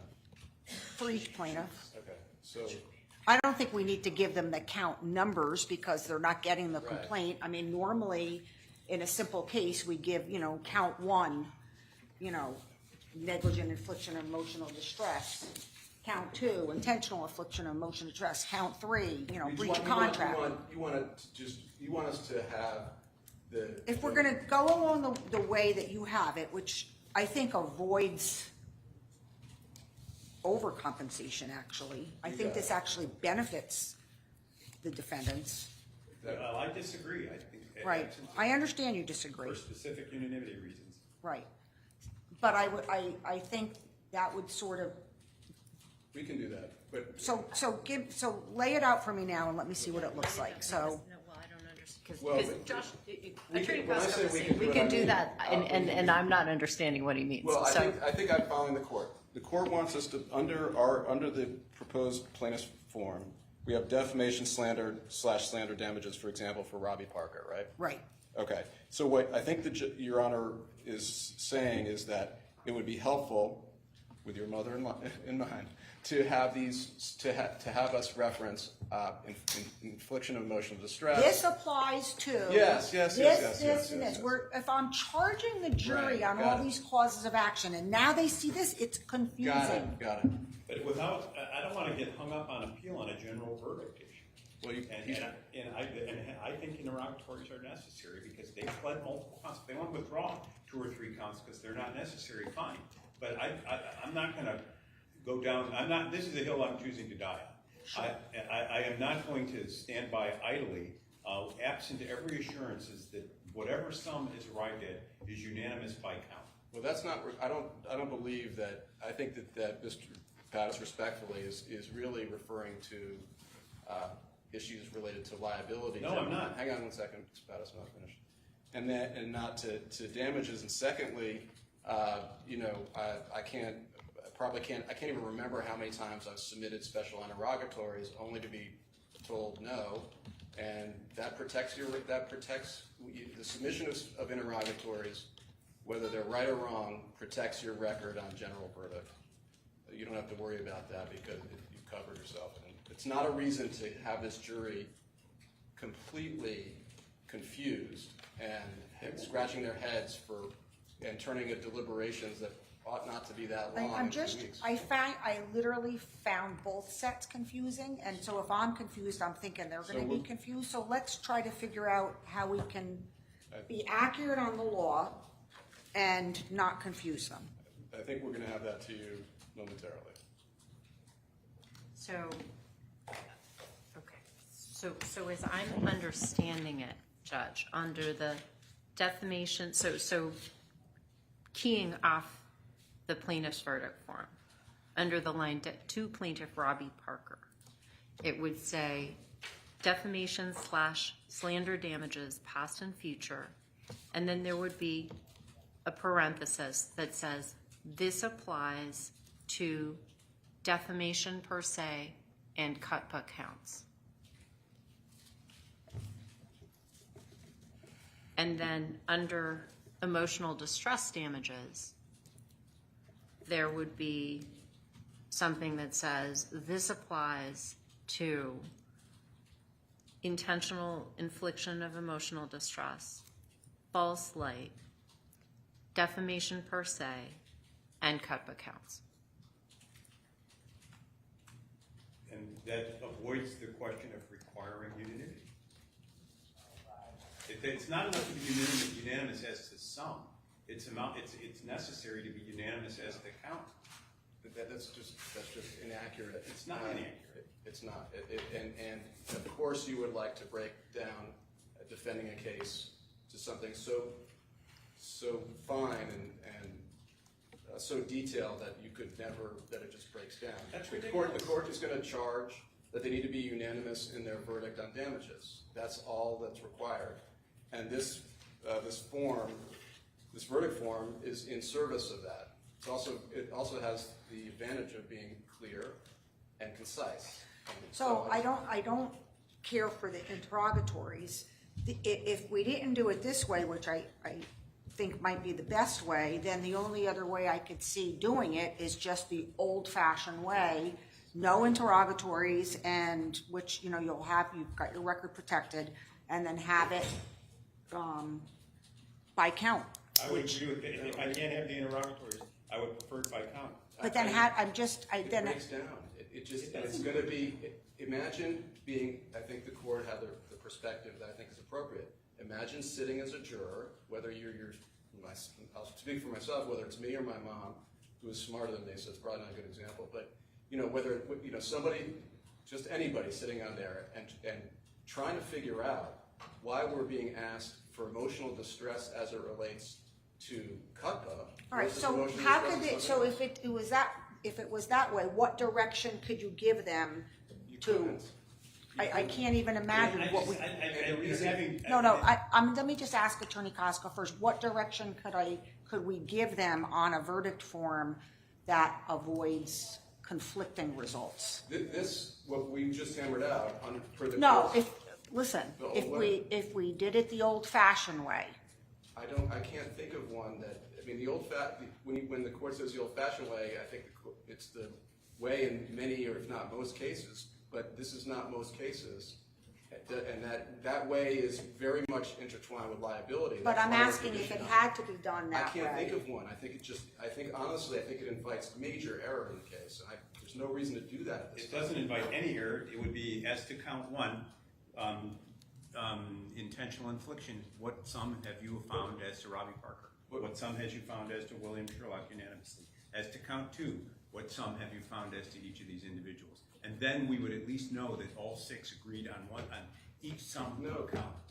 And then how does that avoid the conflicting verdicts?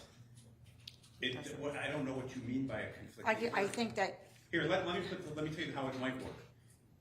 If the court were to find that 5 of the 6 agreed on a sum as to defamation, and that 4 of the 6 agreed on a sum as to breach of privacy, the court would then say you've not reached a unanimous verdict. You must return and resume your deliberations. And if they involve themselves in horse trading at that point, behind closed doors to come up with unanimous sum per count, at least I know I got. Well, there's always that possibility, and we assume that they're going to follow the charge. That's what we assume. Well, that is what the assumption then is. Submit a form, how much money, period. The reason we don't do that is we want to make sure that they're following the law and give them appropriate guidance. First of all, that is done. And second of all, the counts don't matter when it comes to taking $1 for emotional distress from this count versus that count. They're the same. So that doesn't. It doesn't matter in the dollar context, but it matters in the tens, if not hundreds of millions, which is what will be argued tomorrow. The measure. And unless they're unanimous as to a sum per count, they get nothing other than $1. They don't get to mix and match.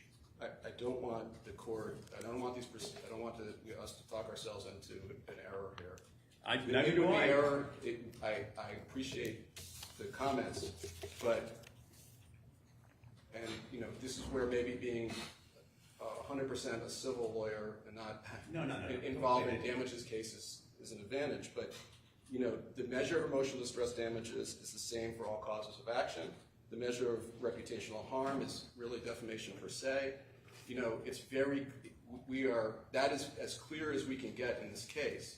It is not, the de rigueur way of doing things, which, by the way, I have had many cases, and I'm sure the court has too, where the court does just put one line for damages or 2 lines. Excuse me. That is very common as well. What about some language? This applies to defamation per se and CUPPA counts, and your award must be unanimous for both counts. That deals with your issue, right there. That's a good instruction. That's what you want. You want to be In part. unanimous for both. Let's just tell them the truth. Just tell them the truth. That's it, and make it. That works. But it But- can't, but it's not unanimous for both, because unless it's unanimous for each, it can't be unanimous for So both. give me some proposed language. Track the interrogatory. And I just want to, once again, Just give me request some- that we just avoid without ad our- hominem stuff. just- I've tried as many civil cases I suspect as Oh, Mr. man. Kosloff has, and I'm just getting sick of it. Okay, all right. May I Come on, try? let's get through But this. I think the interrogatory addresses. I understand that, but I don't like them. I'm sorry. I That's don't okay. like the interrogatories. I don't like their verdict form, and I'm trying to make it work. So just bear Count with by me. count. No, just give me the language that you didn't like my language, which I'm not offended. That's fine. So this applies to defamation per se and cup accounts, and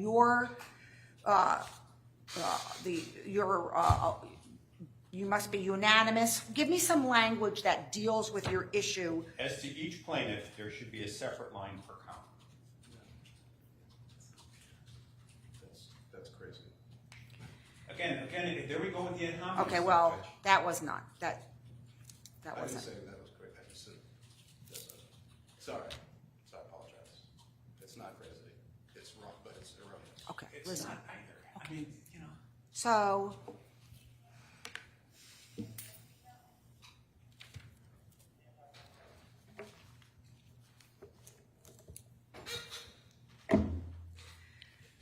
this applies to defamation per se and cup accounts, and your verdict must be unanimous for both counts. as to each count. Your decision must be unanimous as to each count. Not sure what that means. Well, that's the problem. Well, no, let me just think about it, Attorney Costa. So what does that mean? It means that that they can't swap. They can't. Keep going. In other words, count A, whatever it is, if 6 people give $100, that's $100. Count B, whatever it is, if 6 people give $500, that's $500. What I'm proposing avoids is a situation in which under A, 3 people give 100, in B, 3 people give 500, and they conclude, well, okay, we'll give them 400. So I like sort of the language. Why don't we add a paragraph into our charge and go over the verdict forms with them, and you can give me some language to tell them. I've had to do that before. I don't usually enjoy it, but we could do it. We could give them the verdict forms and discuss it and take care of Attorney Pattis's concerns and your concerns. But I'm sort of now liking the breakdown by plaintiff with the explanations. I think you got them. Here's the thing, Judge. We will of course do what the court instructs, but I don't want to snatch problems from the jaws of this court's solution. I believe the court has just addressed the concern adequately. First, more than adequately, because we don't think that there's a. All right. So this is what we solution have in so search of a far. problem as far as we're concerned. Defamation/slander damages, past and future, parens. This applies to defamation per se and cup accounts, and your verdict must be unanimous as to each count. That's perfect. That's, The court well, that doesn't was have to do Attorney anything. Pattis's language, and I think you, No, we agree as far as we go. I don't think we have to talk about this anymore. I think that that's a solution to a. all right. So you're on board with it. What do you need, Attorney Pattis? I need to be sure that they are unanimous as to their Tell me- dollar amount as to each count. Do you want me to go over the verdict forms with Yes. them? And so give me something that you want me to say, and let's talk about it. The plaintiffs have sued, each plaintiff has sued the defendants under 4 counts. You must be unanimous in your verdict as to any count in which you award. You must be unanimous in your verdict as to each count. As to the count of defamation, do you award? Are you unanimous? Yes.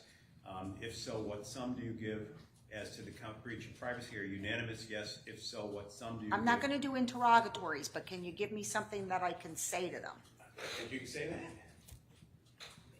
Your Honor, but the thing is, that sounds as if they're making a liability. It does, kind of- and No, That's the issue. I agree. That's So a red herring. The question here, we all agree, and I mean, we keep coming back to this, not, unless and until they prove more than $1 is all they get. And they have to prove that as to each count or they get nothing. They have to be unanimous as to each count, or at least as to one count to get anything. And the way that this is proposed is we'll never know that they did that. If our goal was a mistrial, then that's a great way to get it. But that's not our goal here. And No. the courts found a middle ground here, and it's not our ideal, but we understand the concern of unanimity of the damages verdict. If you put it on the form, that's about as much as you can do in addition to instructing them, right?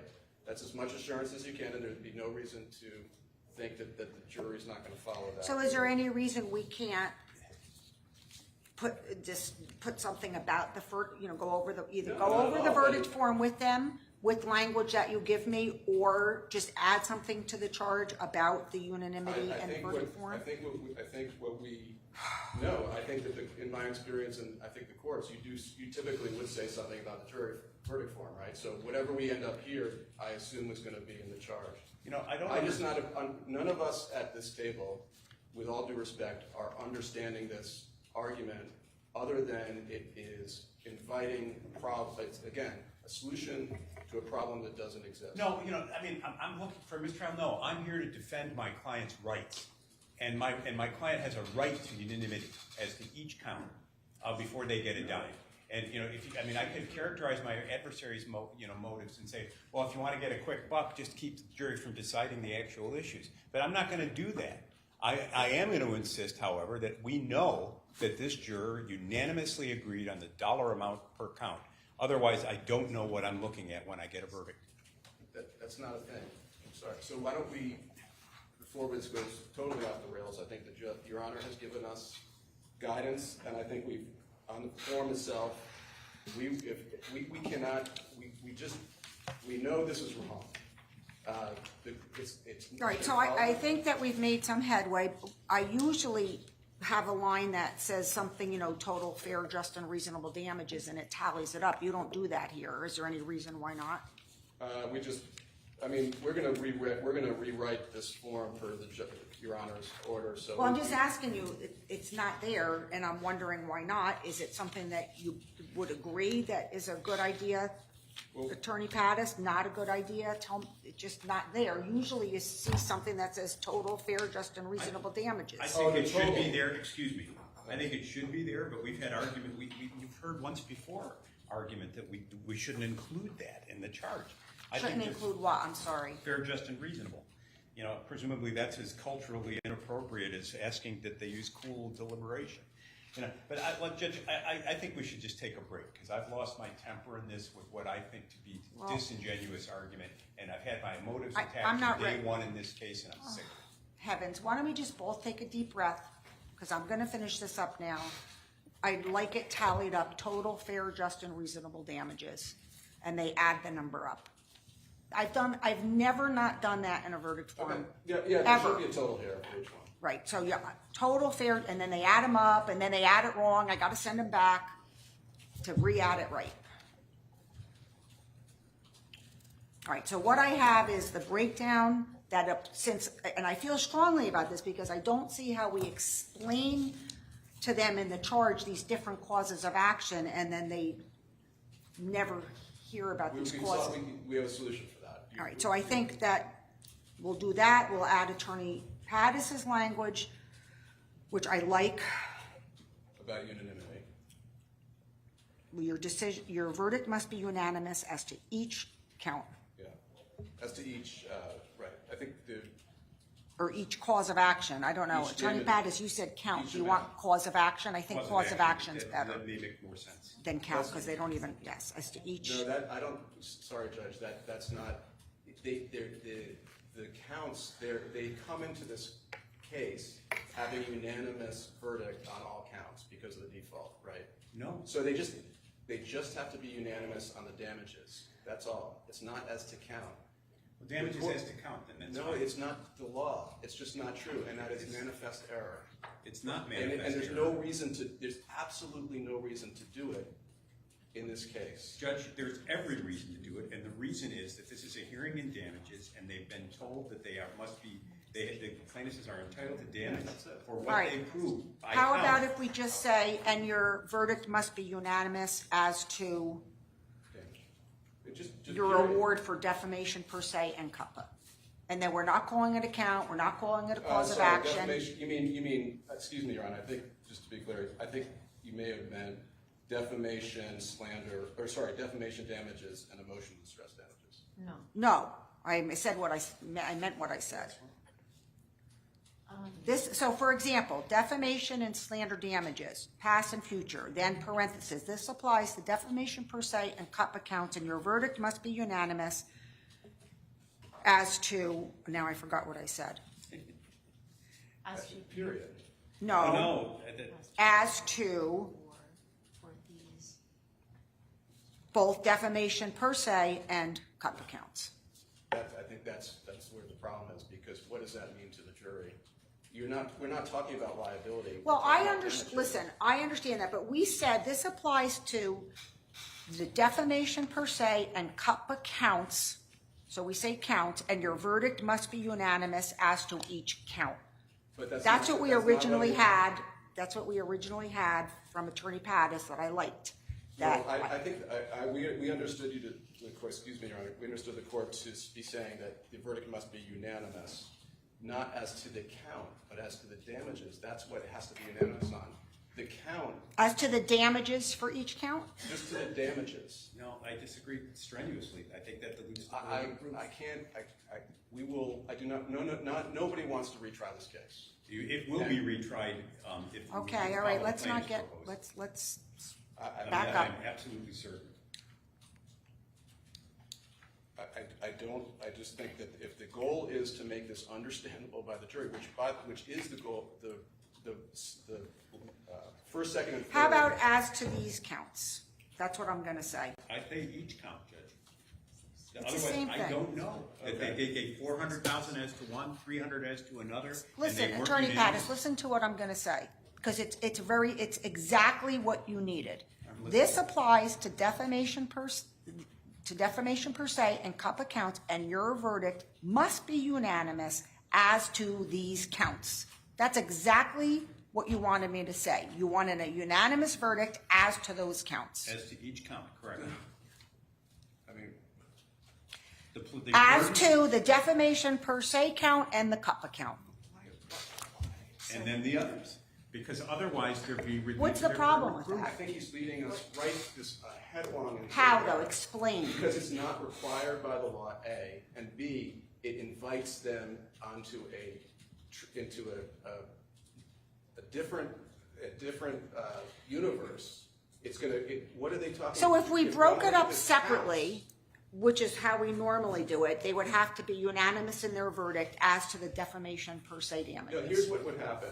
If we broke it up separately, you would have, in a typical case, which is what the court's contemplating, you would have the plaintiffs prove negligence. Have they proved that negligence was a causation, right? Then they would go to count 2, negligence, causation. Then they would go to count 3, negligence, causation. 4, negligence, causation. And then they would get to damages. That's how it's done. It's not, damages are not broken up by count. Liability is broken up by count. And that's the manifest misunderstanding here. Plaintiff's verdict or defendant's verdict broken up by count, economic damages, non-economic damages, line. Not by count. You don't break up damages by count. I disagree. That's the whole point I've of having a hearing in I've damages. only done it broken plaintiff's verdict form, defendant's verdict form, which doesn't apply here. First count, breach of contract. This line, total fair, just, then the second count, then you break up. We're not going to do that here. I've sort of adopted your suggestion, but So, Your Honor, may I? In the charge that we spent so long working on, some of this is already addressed, and for example, in the emotional distress damages charge, we specifically said, there is damages for invasion of privacy, and there's damages for emotional distress. And you will handle both of those in your emotional distress. Those will be included both in your emotional distress damages award. So we actually included that language in the emotional distress damages calculation. We already did that.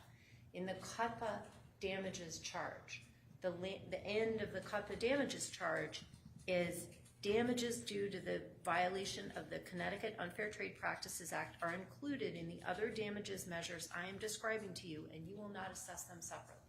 So we actually addressed this as we did the charge, which I think is one of the reasons why I've been confused. I thought we were more on the same page than we were. So I do think that we have structured the charge so that there's two measures of damages.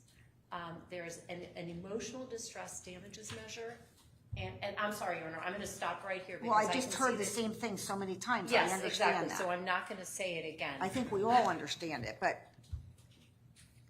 I don't want to backtrack now. No, and I don't mean to do that, but I do think that we had, in the charge, we have gone a ways down this road in a helpful way.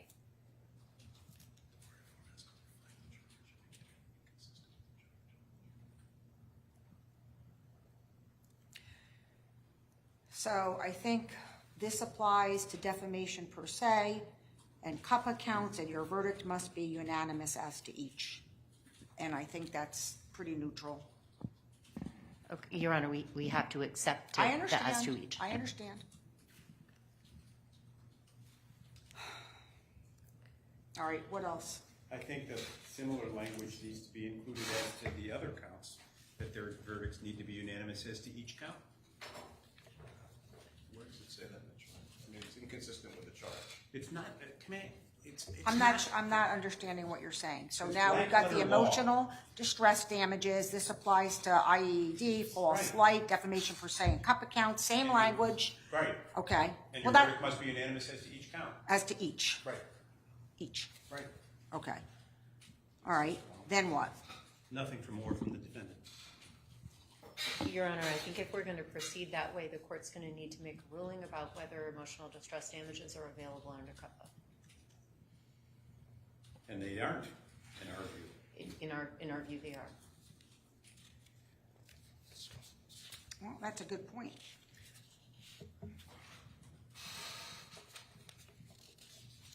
That's not a reason not to do it. No, I mean, look, I'm not the one who sued on behalf of 15 people under 4 different theories. But I am here to defend 2 entities who are entitled in this hearing in damages to pay no more than the jury unanimously finds them to be liable for. And the plaintiff's burden of proof is restricted on the allegations they've made in these various counts. And I will resist any effort to let the jury compromise on what they find as to each count. Is inventing, okay, I'm not going to resist, but if there's no legal support for what Mr. Pattis has said, and before we take a step, I mean, the verdict form is an important document, and it needs to reflect the charge, obviously. They can't be inconsistent, number one. Number two, it is going to be the one thing that we submit to the jury in writing that we are asking them to sign at the end. They are going to look at this form, and they're going to be guided by it. So, with respect, there needs to be legal support for what is being proposed here, not simply a statement, however earnest, by either of us. And there's no legal support we submit for the argument that Mr. Pattis is making. And that isn't, and you know, that's, again, I don't mean any disrespect by that, but an issue this important that has this much material effect on the verdict and the integrity of the verdict, I just am reluctant.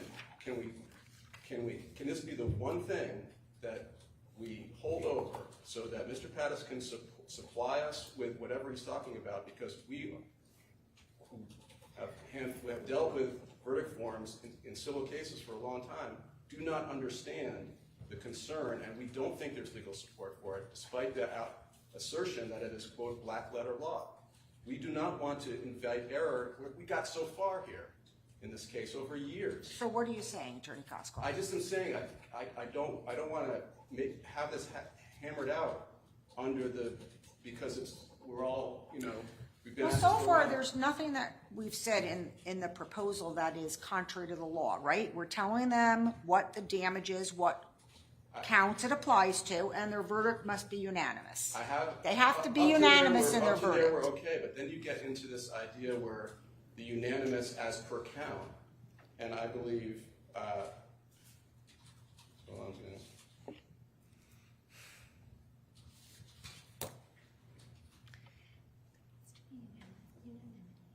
right. Yeah, so I think, their unanimity has to be on the damages total, but not by count. That doesn't. And Mr. Pattis says that's not true, and we say, well, show us the authority that says that's not true. Well, I'd say the contrary to them. Show me where you We can, we will. Excuse me. Show me the authority that says what you're relieved of your burden of unanimity simply by pleading multiplicity. That is not the law, and I'd like to see the case that says it is.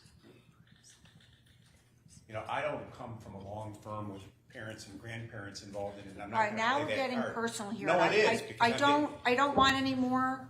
I don't want any more. So let's just end it there with the personal attacks. And God, let's not engage in anything like that tomorrow. So, Judge, because of the importance of this, and because it's the end of, it feels like the end of a long day. And it's only 3 o'clock.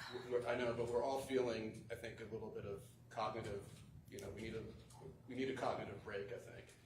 And can this be the only thing that we hold over so that we can, first of all, what we'd like to do is submit a proposal based on what the court has said so far, at least as far as we all agree, because I think we all agree to a certain point. Mr. What do we Pattis agree wants it. on? I'm not sure we agree on anything. I think we are agreeing to put the direction in that these damages emanate from these counts, right? That's what the court wanted about, because we were going to say. And you agree they must be unanimous. Unanimous is okay too. And you just agree as to each. You disagree as right, to I each. think that's where it goes. All right, so why don't you prepare it and That's put exactly the as to each in brackets, and we'll pick it up. Okay. All right, so where else am I looking on here? So now I'm on page 6.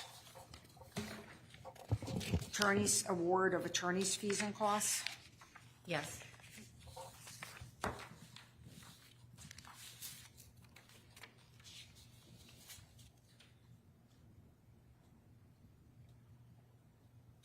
What do you say, Attorney Pattis?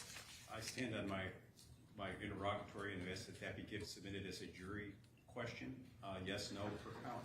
Otherwise, there'll be compromise, potentially. So you want it broken down for each plaintiff? At by count, yes. Because 3 may decide as to punitive damages, as to defamation. 3 may decide as to IED, and in that case, they'll say, well, we've got 6. That's unanimous, but that's relieving them of the I don't burden. understand. I am not understand. I'm not following. Do it slower, if you don't mind. So, your concern. On the question of punitive, on the question of punitive damages, my understanding of the law is that in order to obtain relief that they're requesting, the damages they're requesting, the jury must return a unanimous verdict. The jury must return a unanimous verdict on a theory of liability, in my view, that the plaintiffs have alleged. They've alleged 3 common law counts. In order to obtain an award of punitive damages, it is my contention that the plaintiffs must prove to the jury's satisfaction unanimously as to at least 1 count that they're entitled to punitive damages. And therefore, I'm requesting that the court consider a jury form that requires them to specify the count as to which they are unanimous.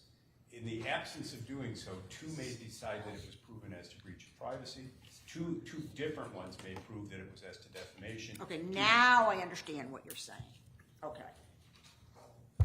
I understand what he's saying. I didn't understand it the first time, but now I get it. That was very helpful. So if you reach a unanimous verdict on whatever, then Yes. yes. Okay, so but If they you have reached. if you reach a unanimous verdict on this, this, or this, or this, check yes. That's it. So, Your Honor, That's they it. have, there is a unanimous liability verdict in favor of the plaintiffs on every count and Right. on punitives. Yes. So how, I mean, I truly, and I'm trying to understand. I suppose it would be understand if you reach a unanimous verdict that more than nominal damages should be awarded. Yes. That- but, that- but I am not understanding now I understand that there could be an argument that for example, your false light claim fails. And so if your false light claim failed as a matter of law, right, then you would not be entitled to punitives under your false light claim, right? I'm trying to understand Attorney Pattis's position. But in this case, where we're entitled to punitives already, a dollar or more, based on every single cause of action, right? It doesn't a dollar it doesn't or more. matter. It doesn't matter which cause of action. Every single one entitles us to punitives. So the idea of saying to the jury, you have to think cause of action by cause of action, it doesn't make any sense. And that's actually the issue that I'm having with the request for unanimity. There's already liability findings on every single cause of action. So the idea that they... Right, but I understood that prior argument to be, well, they could believe that only nominal damages should be awarded on the defamation per se, but then, more than nominal damages on the intentional infliction. That's the... Yeah, I get that too, Judge. But, so this is different. So how can we make it clearer? Okay, but let me try to address the prior point first. I get that distinction between... I don't want to go back. I want to deal right now with the punitive damages. Because that's going to be easier.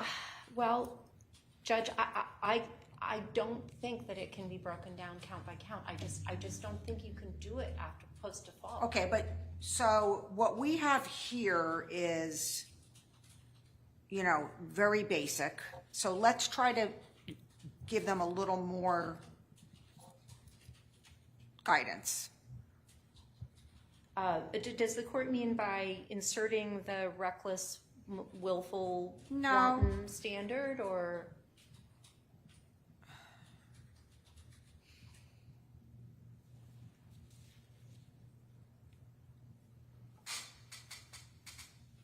Well,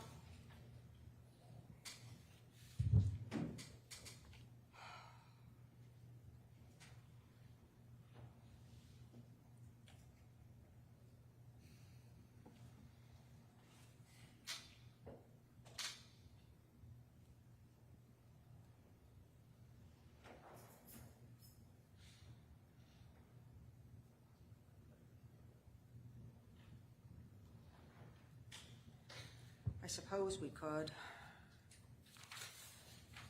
I just think it's getting very confusing for them. So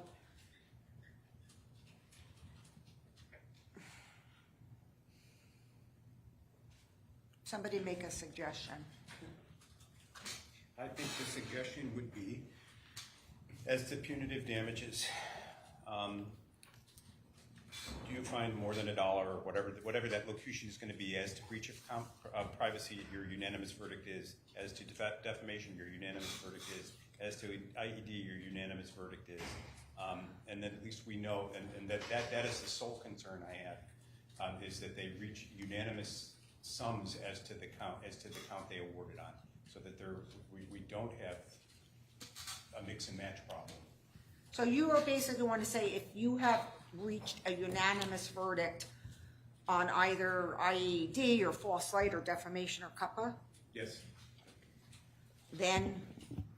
So, Your Honor, that would be error. And the reason why is because they're not being asked to reach a verdict on CUPPA. I couldn't hear you. They're not being asked to reach a verdict on CUPPA. The CUPPA is decided. All that remains is the measure of CUPPA damages. And so it would absolutely be error. As to the inclusion of cut, I would agree, but as to the others, not. Right. So let me use a different example. You know, sorry, I can't say it again. Can somebody else say it? Sure, but what did I say before? If they would. Yeah. No. I mean, the idea that they're not reaching a verdict on intentional infliction of emotional distress. They're not. What they're reaching a verdict on is the amount of intentional infliction of emotional distress damages. So then ask them that question. And the measure of those damages is described in the charge as the emotional distress damages, right? So as to punitives, what they're deciding is whether the willful, wanton, malicious standard is met as charged by the court. They're not deciding whether that standard Right, so if you find that the based on malicious blah, blah, blah IIT, standard has been met, right, okay, then check yes. If you find it has not, check no. But as to what? See, my claim is it has to be if you found that it was met as to IED, as to breach of privacy, as to not. Because if the answer, if there's no unanimity as to any of them, then the answer is no. But if it's 2, 2, and 2, then all 6 of them have found it and their burden of proof has been diluted. So, and I think what it has to actually be is if you find that the standard has been met on any as charged, because the charge basically the entitlement to punitive damages is already decided, and that's what the charge says, and then it describes the elements and it says so then in your discretion you may award, but the truth is that the predicate for punitives is already established by the default. However, there has to be unanimity as to the amount per count. but there always has to be. No, there See, the court says yes, they say no. No. And then, I think you're. May I finish? There needs to be unanimity as to the decision to award it, in other words, to the amount. But that doesn't mean that there needs to be by count, because that's not what they're deciding. What they're deciding is whether to award or not. It's got nothing to do with the count. The reason why the count instructions are in, Judge, is because those actually establish the factual predicates that define the parameters of the hearing and damages. They're not being asked to decide anything under the liability and the descriptions of the causes of action that are in. And that's the disconnect we're having. There's no question put to the jury regarding whether they find IIED or whether they All right, well, I sort of like the language, if you find that the malicious, willful, wanton standard has been met as charged, then in your discretion, and then have the checks. I think that's the best I'm gonna do on that.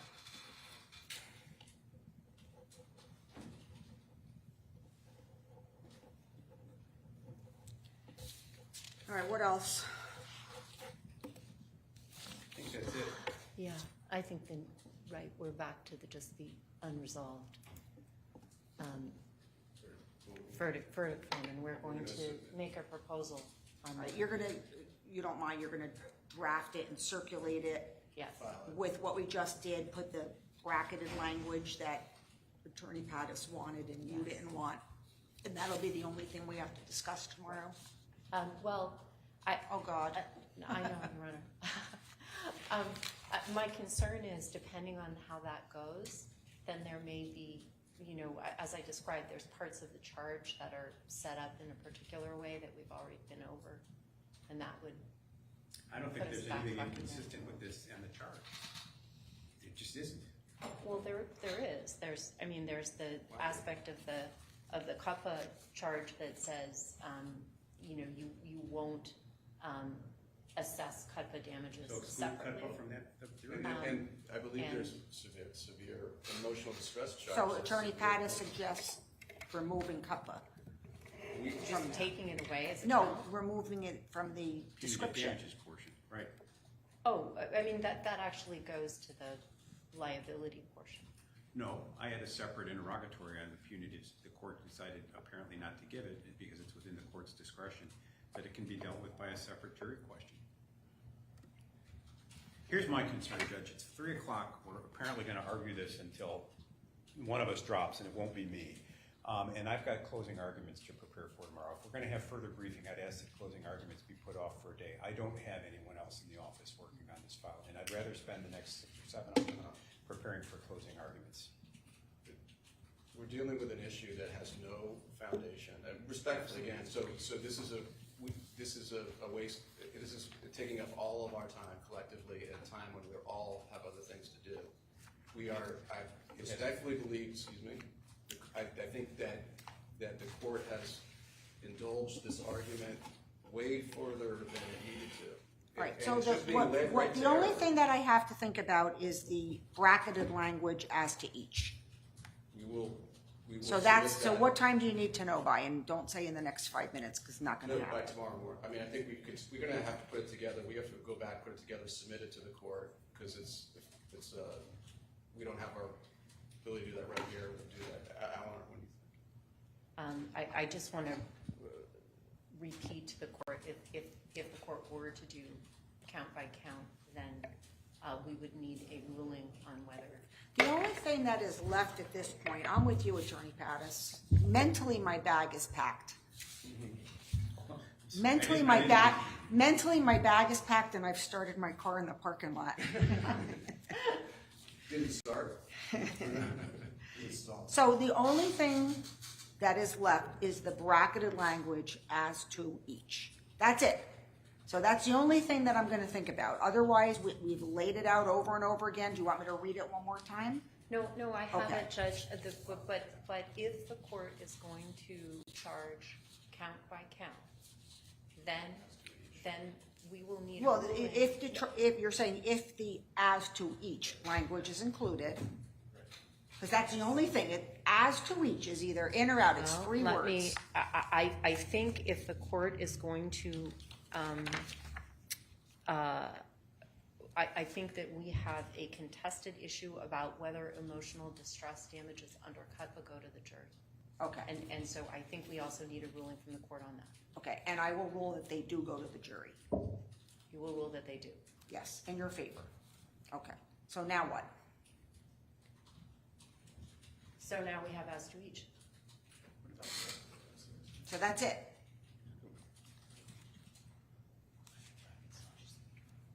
Yeah, I mean, what remains is the court's decision as to each.